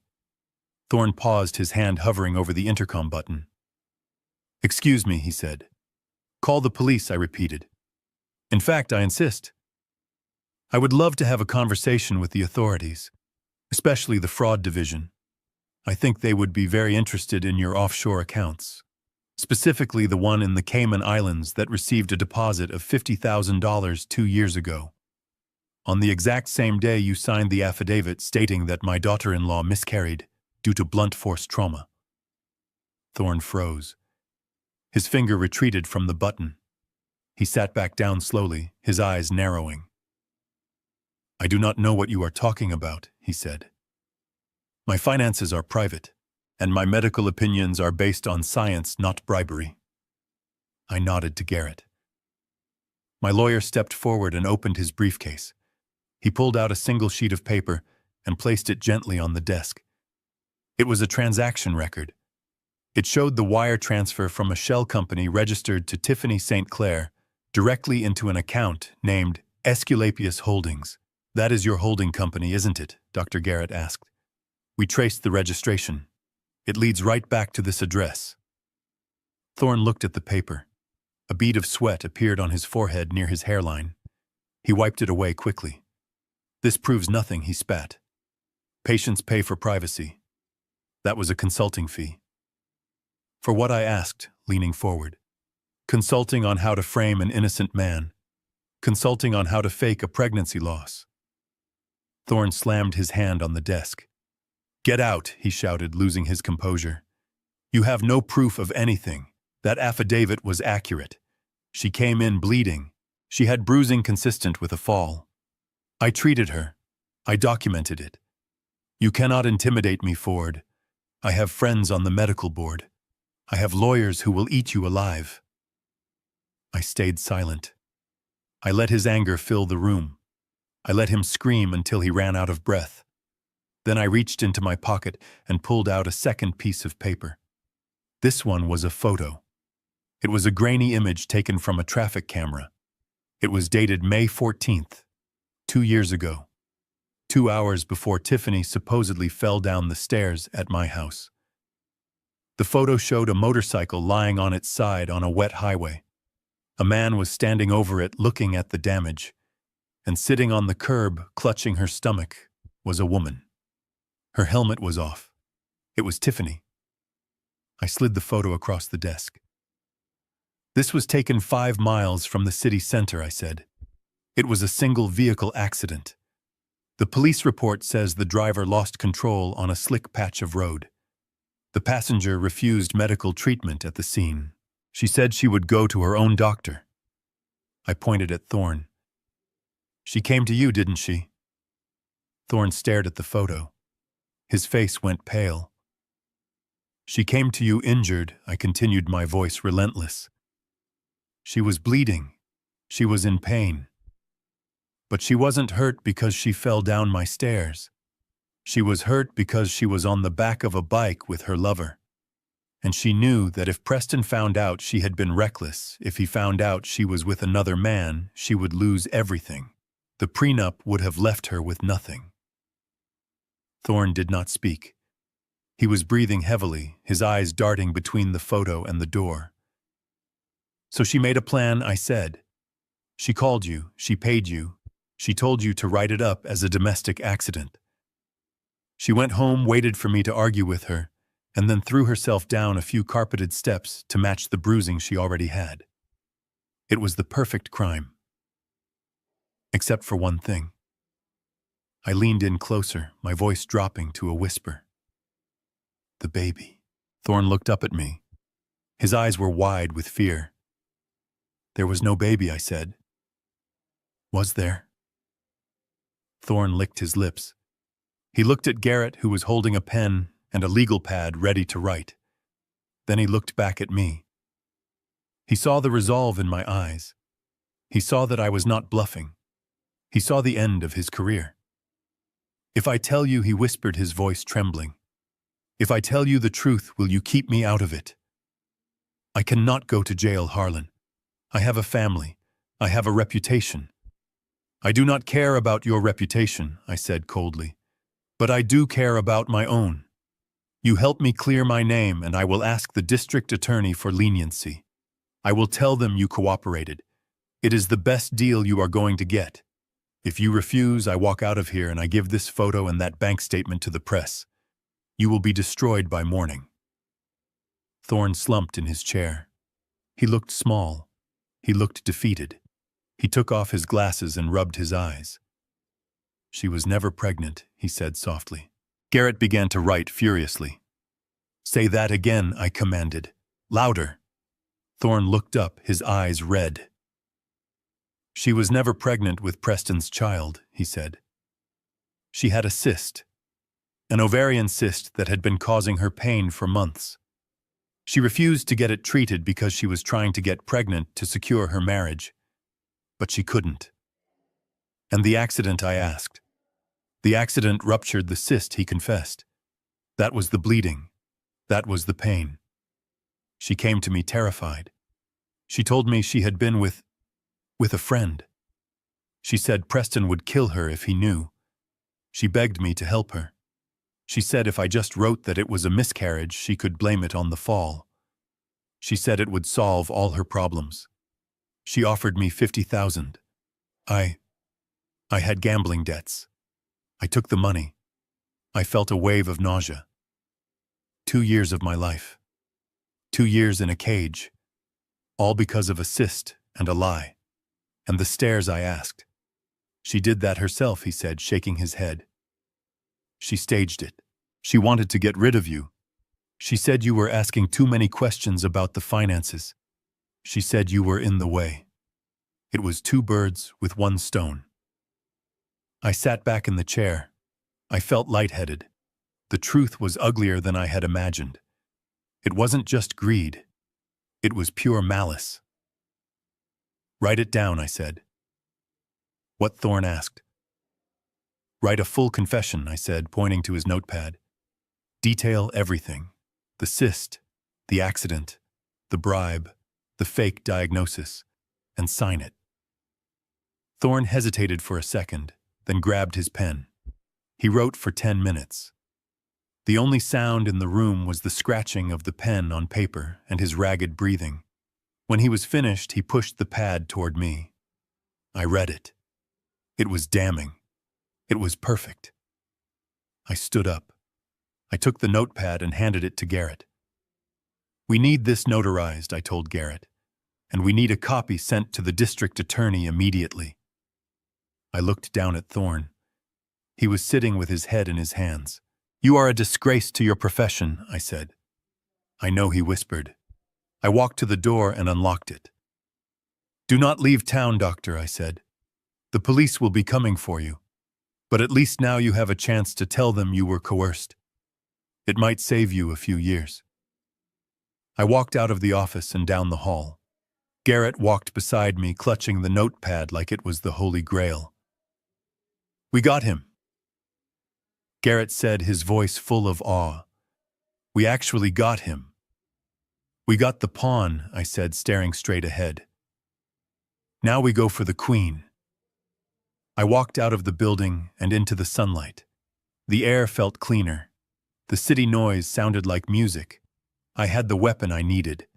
The noose was tightening around Tiffany's neck. And tomorrow I would kick the chair out from under her. The grand ballroom of the city museum was a spectacle of excess. Crystal chandeliers hung from the vaulted ceiling like frozen fireworks, casting a golden glow over the city's elite. There were 500 guests tonight. Men in tuxedos who controlled the city's banks, and women in gowns that cost more than a teacher's annual salary. They were drinking vintage champagne and eating caviar, oblivious to the fact that they were standing in a slaughterhouse, and the pig being led to the slaughter was my son.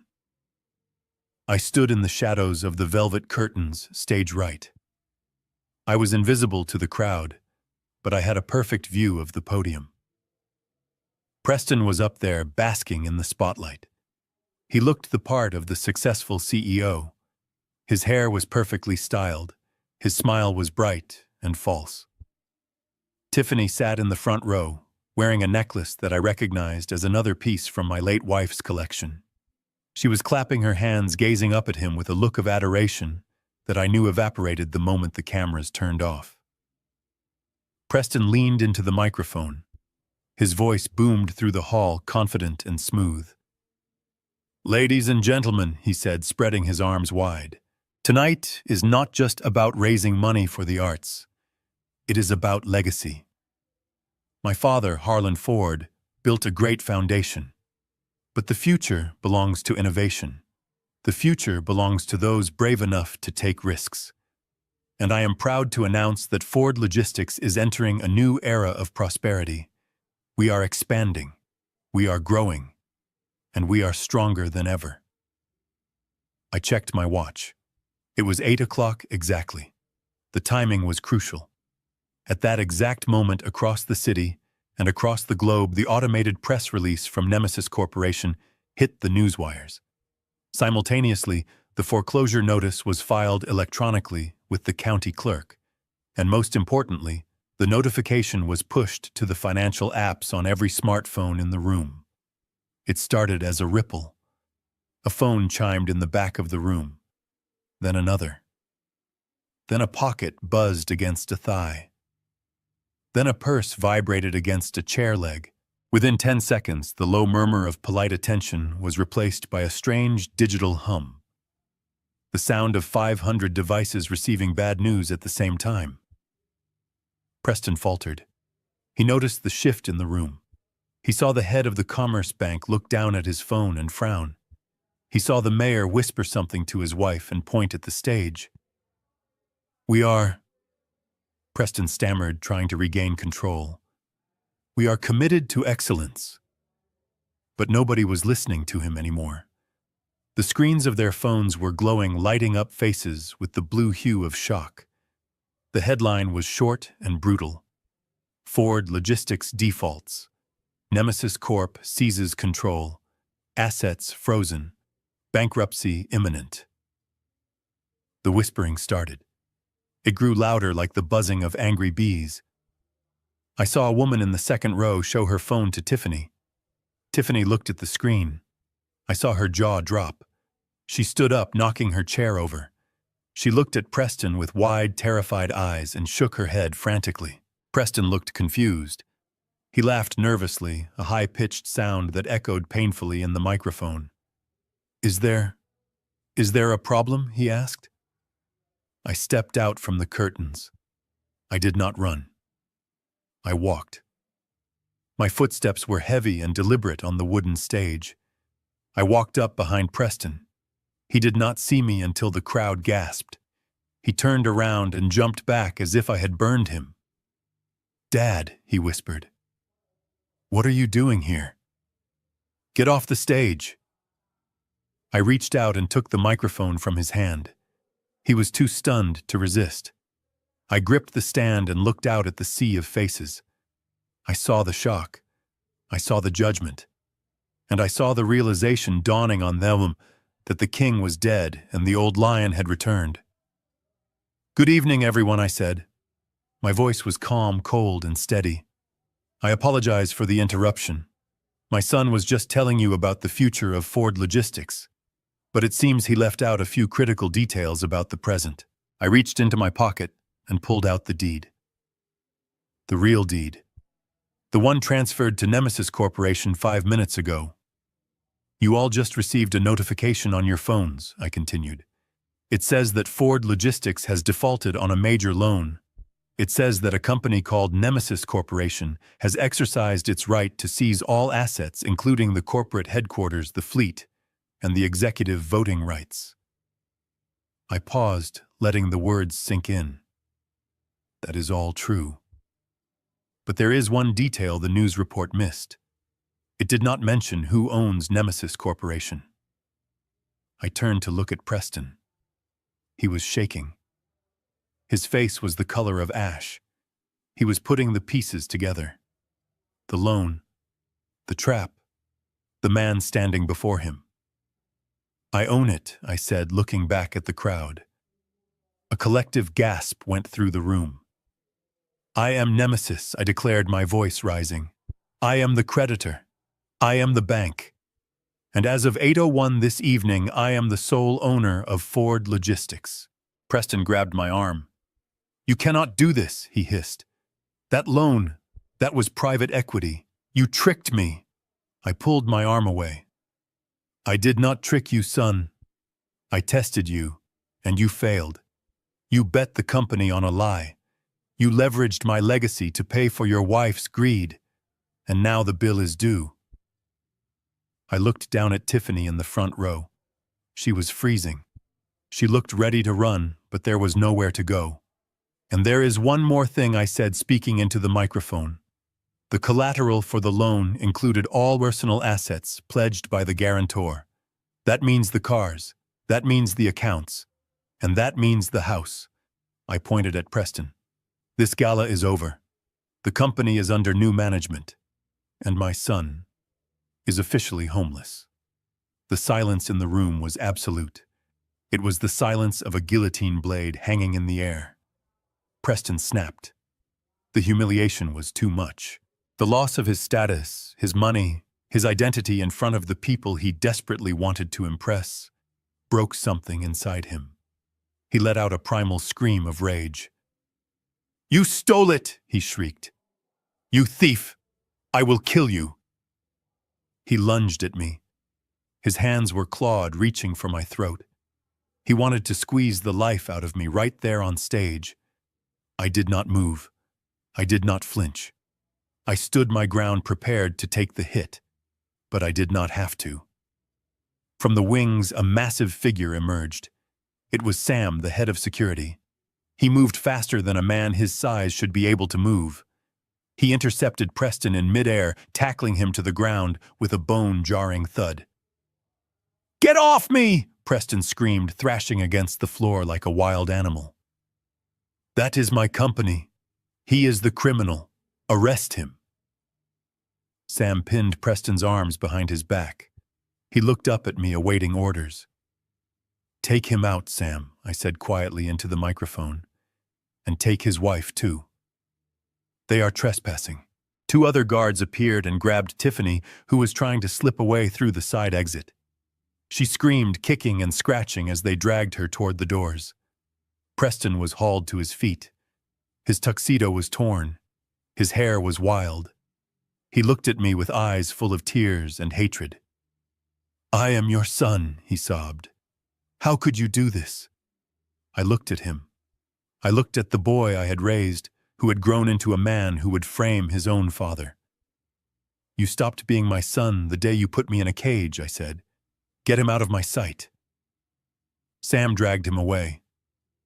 Preston's screams echoed through the ballroom until the heavy double doors slammed shut, cutting off the sound. I stood alone on the stage. The crowd was staring at me. They were terrified. They were awestruck.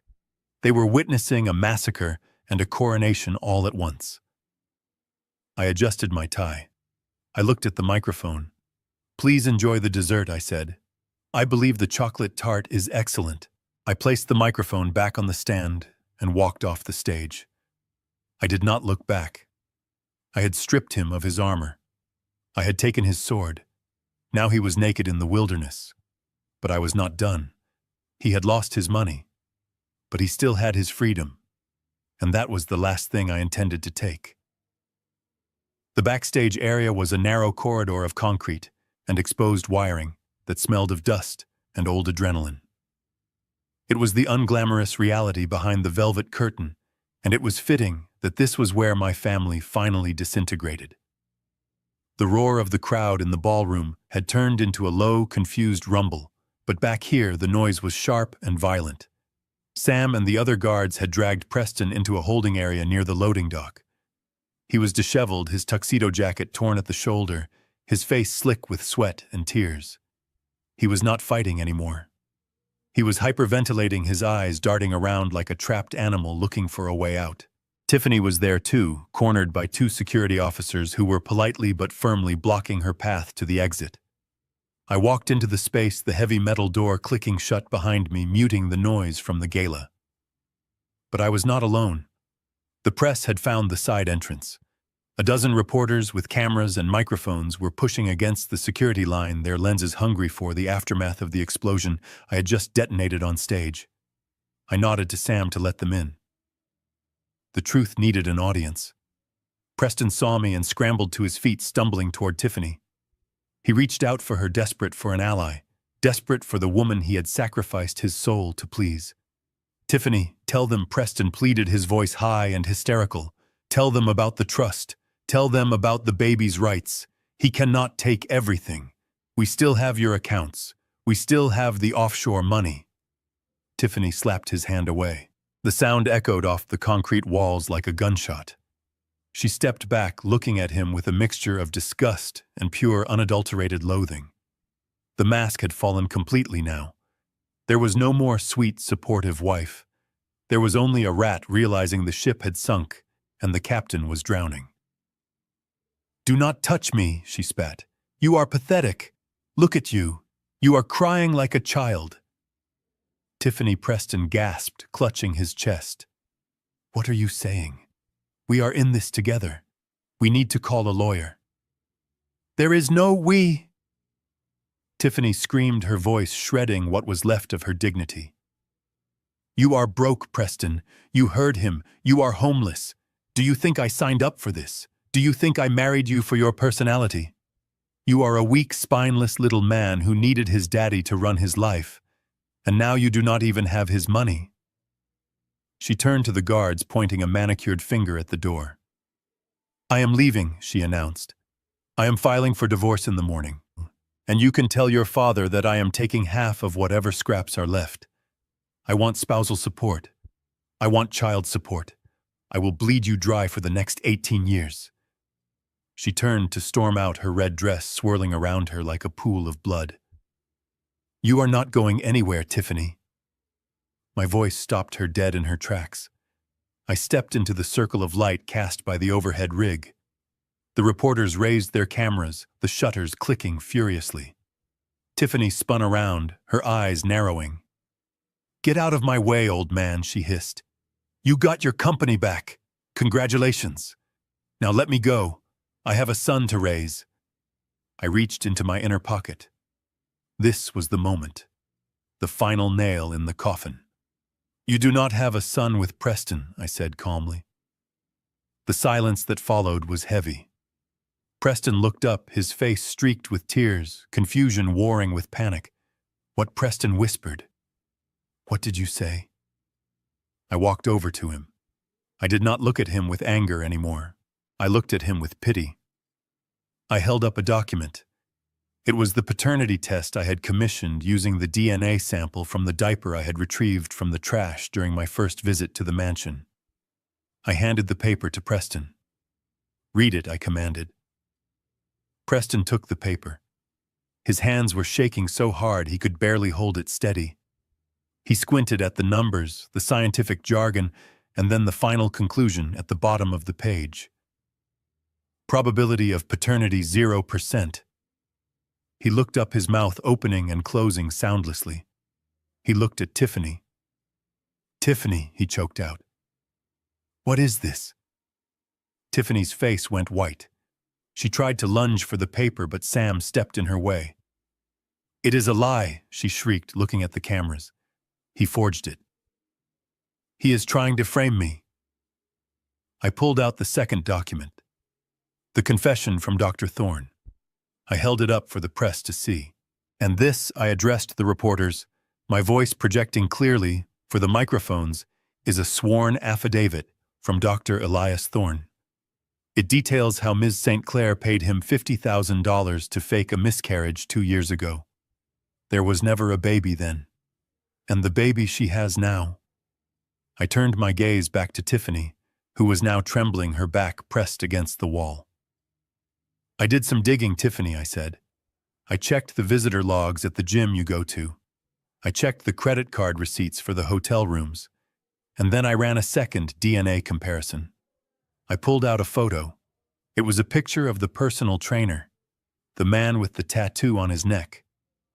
Meet the real father, I said, dropping the photo at Preston's feet. Preston stared at the photo.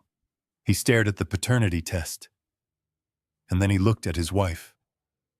The woman he had sent his own father to prison to protect. The woman he had stolen millions of dollars to impress. The woman who was currently looking at him, not with love, but with the terrified eyes of a con artist caught in the act. Is it true? Preston whispered. His voice was broken. It sounded like glass grinding in a machine. Tiffany did not answer. She didn't have to. Her silence was a confession. And then Preston screamed. It was not a scream of anger. It was a scream of agony. It was the sound of a man realizing that his entire reality was a hallucination. He fell to his knees on the dirty concrete floor. He grabbed his hair, pulling at it, rocking back and forth. I put him in jail, Preston wailed, slamming his fist into the ground until his knuckles bled. I put my own father in jail for you. I destroyed my life for you. And it was all a lie. He looked up at me, his eyes wide and bloodshot, filled with a horror that would haunt him for the rest of his life. Dad, he sobbed. Dad, I didn't know. I swear I didn't know. She told me you hurt her. She told me the baby was mine. I looked down at him. He was a ruin of a man. A shell. Ignorance is not a defense, Preston, I said coldly. You chose to believe a lie because it was easier than facing the truth. You chose her over your own blood. Preston crawled toward Tiffany, grabbing the hem of her red dress. You monster, he screamed, spitting the words at her. You killed us! Tiffany kicked him away. She looked at the cameras, realized her life as a socialite was over, and finally broke down. She slid down the wall, burying her face in her hands, sobbing not for what she had done, but for what she had lost. I turned to the press.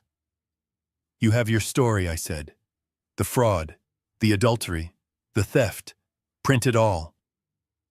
I looked at Sam. Call the police, I ordered. We have a confession to file, and I believe there are outstanding warrants for both of them now. I turned and walked toward the exit door. Behind me, the sound of Preston's weeping mixed with the flashing of cameras and the shouting of reporters. It was a symphony of destruction. I walked out into the cool night air. The gala was still going on inside, but the party was over. The house of cards had fallen, and I was the only one left standing. The night air outside the museum was no longer cool and quiet. It was a cacophony of sirens and shouting. The red and blue lights of the police cruisers bounced off the wet pavement, creating a strobe effect that made everything look like a fractured nightmare. I stood near the valet stand, watching the scene unfold. The guests from the gala had spilled out onto the grand staircase, their expensive gowns and tuxedos huddled together against the wind, their phones raised high to capture the fall of the House of Ford. They had come to see a coronation, but they were staying for an execution. Sam had done his job well. The police had arrived in force. They were not the local beat cops who might look the other way for a donation. These were detectives from the Financial Crimes Division and officers from the State Prosecutor's Office. They moved with a grim efficiency that told me they had read the files Garrett and I had sent over. They knew exactly who they were looking for. Tiffany was the first to emerge from the side exit. She was flanked by two female officers who held her by the arms. Her red dress, which had looked so regal on stage, now looked like a costume from a cheap play. Her hair was wild, her makeup smeared across her cheeks. She was not going quietly. She was screaming, kicking her heels against the concrete, trying to twist away from the grip of the law. "You cannot do this," she shrieked, her voice raw. "Do you know who I am? I am a Ford. My husband owns this city. Unhand me immediately, or I will sue you for everything you have." One of the detectives, a tall man with a weary face, stepped in front of her. He did not look impressed. He pulled a pair of handcuffs from his belt. The metal glinted in the flashing lights. "Tiffany St. Clair," he said, his voice cutting through her hysterics. "You are under arrest for grand larceny, insurance fraud, and conspiracy to commit extortion. You have the right to remain silent." He spun her around. The sound of the cuffs ratcheting shut was sharp and final. Tiffany gasped. The reality of the cold steel against her wrists seemed to shock her into silence. She looked up and saw me standing 10 feet away. Her eyes were wide, filled with a mixture of hatred and disbelief. She opened her mouth to curse me, but the officers shoved her forward, guiding her toward the back of a waiting cruiser. She was shoved inside her head, ducking low, the heavy door slamming shut on her screams. Then came Preston. He walked out slowly. He was not fighting.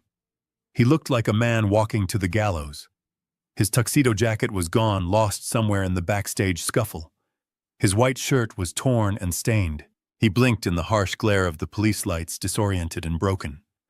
When the officers approached him, he raised his hands instinctively, a gesture of surrender he should have made 2 years ago.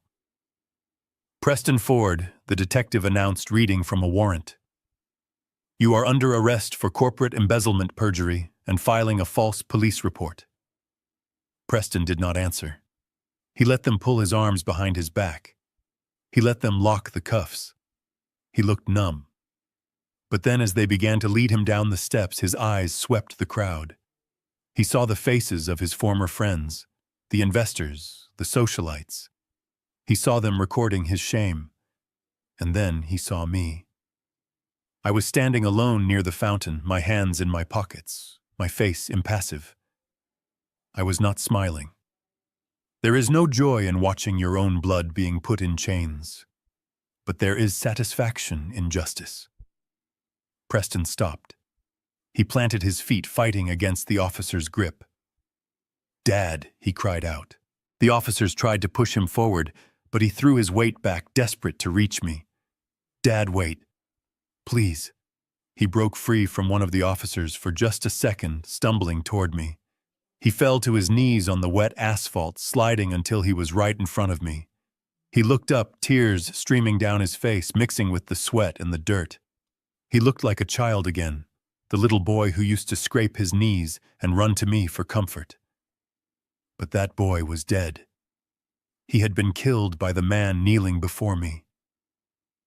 "Dad. Please," he sobbed, trying to reach for my hand with his bound wrists. "Stop this. Tell them it was a mistake. I am your son. You cannot let them take me to prison. I will die in there." I looked down at him. I saw the fear in his eyes. It was the same fear I had felt every night for 730 days. The fear of the cage, the fear of being forgotten. "I made a mistake," he pleaded, his voice cracking. "I was stupid. I was weak. But I am family. You said family protects each other. Save me, Dad. Please save me." He leaned forward, pressing his forehead against the toe of my shoe, weeping uncontrollably. I looked at the crowd. They were silent, watching the final act of the tragedy. I looked at the police officers who had paused, giving us a moment. They waited for my signal. They thought perhaps the father would soften. They thought perhaps mercy would win. I leaned down. I got close enough so that only he could hear me. I smelled the fear on him. "I protected you for 40 years, Preston," I said, my voice low and hard like granite. "I gave you a home. I gave you an education. I gave you a company. I taught you right from wrong. I taught you that a man's word is his bond." Preston looked up, hope flickering in his eyes. "Yes," he whispered. "Yes, Dad." I stood up straight, towering over him. "But you did not learn," I said. "You chose to listen to greed. You chose to listen to a liar. And when I tried to warn you, you locked me away to silence me." I pulled my foot back, breaking the contact between us. I kicked his hand away gently but firmly, a gesture of absolute rejection. "I have taught you everything I can, son," I said coldly. "And you failed every test. So now I am sending you to a new school." Preston's eyes went wide with horror. "No," he gasped. "No, Dad, please. Let prison teach you," I said. "Maybe the walls will teach you the value of freedom. Maybe the silence will teach you the value of truth, because I am done teaching you." I nodded to the officers. "Take him," I said. Preston screamed. It was a long, agonizing wail that tore through the night. The officers grabbed him by the shoulders and hauled him to his feet. He thrashed and kicked, looking back at me with eyes full of betrayal, but I did not look away. I watched him being dragged toward the second cruiser. The press surged forward, the flashbulbs exploding like lightning, illuminating his twisted face one last time before he was shoved into the back seat. The door slammed shut. The lock clicked. The sirens wailed as the cars pulled away, their red lights fading into the distance, carrying away the rot that had infected my life. I stood there in the aftermath, the rain starting to fall again, washing the pavement clean. The guests began to disperse, whispering nervously, avoiding my gaze. They knew that the man standing by the fountain was not just a survivor. He was a force of nature. I took a deep breath. The air tasted cold and sweet. My son was gone. My daughter-in-law was gone. My house was empty. But for the first time in 2 years, I was not alone. I had my dignity. I had my truth. And tomorrow, I had a company to rebuild.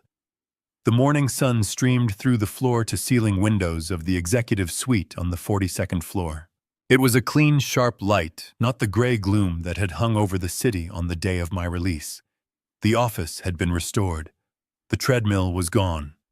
The mirrors were gone. My mahogany desk was back in its rightful place, polished to a shine that reflected the skyline of the empire I had built. The air smelled of fresh coffee and expensive leather. It smelled of order. I sat in my high-backed chair, signing the final stack of documents. My hand was steady. The signature was bold and sweeping, just as it had been 30 years ago. Across from me sat Sarah. She was no longer the frightened waitress in a stained uniform hiding in a diner booth. She was wearing a tailored navy suit that fit her perfectly. Her hair was styled, and her eyes behind her new glasses were sharp and intelligent. She was reviewing the quarterly projections on her tablet, tapping the screen with the confidence of a seasoned executive. I had appointed her chief financial officer 2 weeks ago. Some of the board members had raised their eyebrows at her lack of corporate experience, but after she found 3 hidden accounts that Preston had used to siphon money, they went silent. She had the one qualification that mattered more than an MBA. She had integrity. I placed the pen down on the document. It was done. The Harlan Ford Legal Defense Fund is officially established, I said, sliding the paper across the desk. $5 million in initial funding. It will provide top-tier legal representation for elderly people who are being financially exploited by their families. No one should have to rot in a cell because their children want an early inheritance. Sarah took the document and smiled. It was a genuine smile, one that reached her eyes. "It is going to change a lot of lives, Harlan," she said. "I have already hired 3 lawyers from the district attorney's office to head the team. They start on Monday." "Good," I said, leaning back. "And how is Danny?" "He loves the new school," she said, her face lighting up. "He asked if Grandpa is coming to his soccer game on Saturday." I felt a warmth in my chest that had nothing to do with money or power. "Tell him I will be there," I said. "And tell him I am bringing the orange slices." The intercom on my desk buzzed, interrupting the moment. It was my assistant. Her voice sounded hesitant. "Mr. Ford," she said, "I have a collect call from the state correctional facility. It is Preston. Do you want me to block it?" I looked at the phone. The red light was blinking, a rhythmic, pulsing warning. Sarah looked up at me, her expression tightening. She did not say anything, but I knew what she was thinking. She was thinking about the fear, the threats, the years of manipulation. I stared at the light for a long moment. 2 years ago, I would have answered immediately. I would have rushed to fix whatever mess he had made. I would have paid the bail, hired the experts, and buried the truth. But the man who did that was gone. He had died in a prison cell, leaving behind only the nemesis. "Put him through," I said. "But keep it on speaker." There was a click, and then the automated voice announced that the call was being recorded. Then came the sound of heavy breathing and background noise. Clanging doors, shouting, the sounds of hell. Dad Preston's voice crackled through the speaker. It was thin and desperate. "Dad, are you there?" "I am here, Preston," I said, my voice flat. "Oh, thank God," he sobbed. "Dad, you have to help me. This place, it is a nightmare. The public defender you left me with is an idiot. He says I am looking at 10 to 15 years. 10 years, Dad. I will be 50 when I get out. You have to get me a real lawyer. Get Garrett, please. I know you are angry, but you cannot let me rot in here." I listened to his pleading. I waited for a sign of remorse.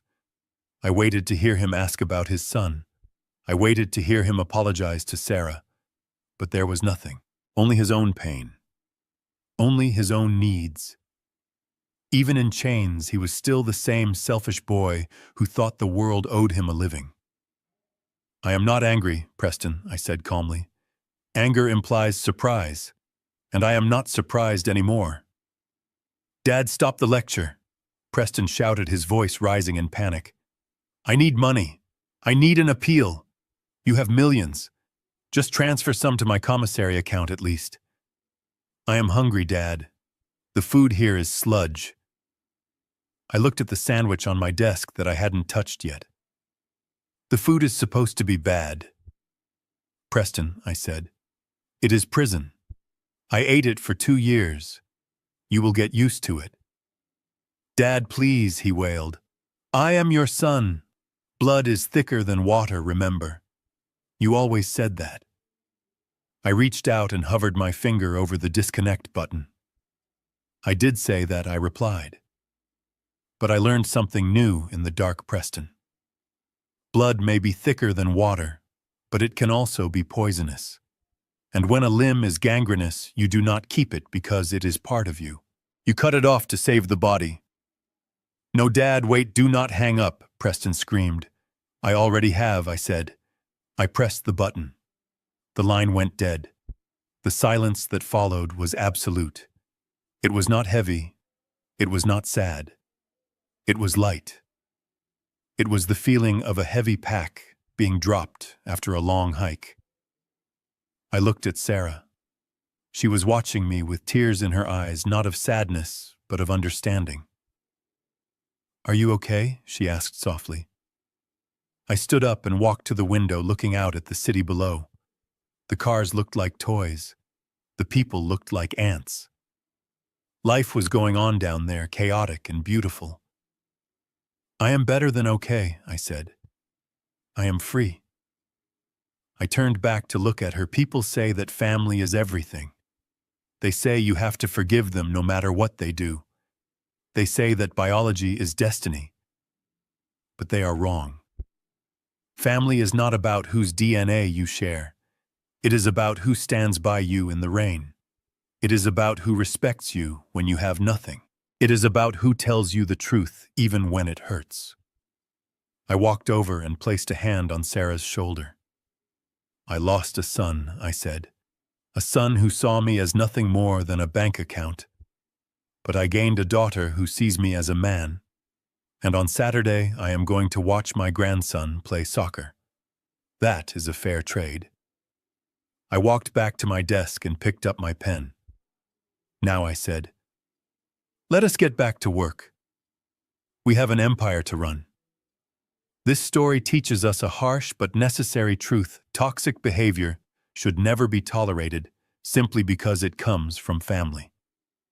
Harlan spent years enabling his son's entitlement, believing that love meant shielding him from consequences. It was only when he was stripped of his dignity that he realized true family is built on respect, integrity, and mutual care, not just shared blood. Setting boundaries is not an act of cruelty. It is an act of self-preservation. Sometimes the bravest thing you can do is walk away from the people who hurt you to find the peace you deserve. If this story resonated with you, if you have ever had to stand up for your own worth against those closest to you, please hit that like button and subscribe to the channel. It helps us share more stories of resilience and justice. And I want to hear from you. Have you ever had to cut ties with a toxic family member to save yourself? Let me know your story in the comments below. See you in the next video.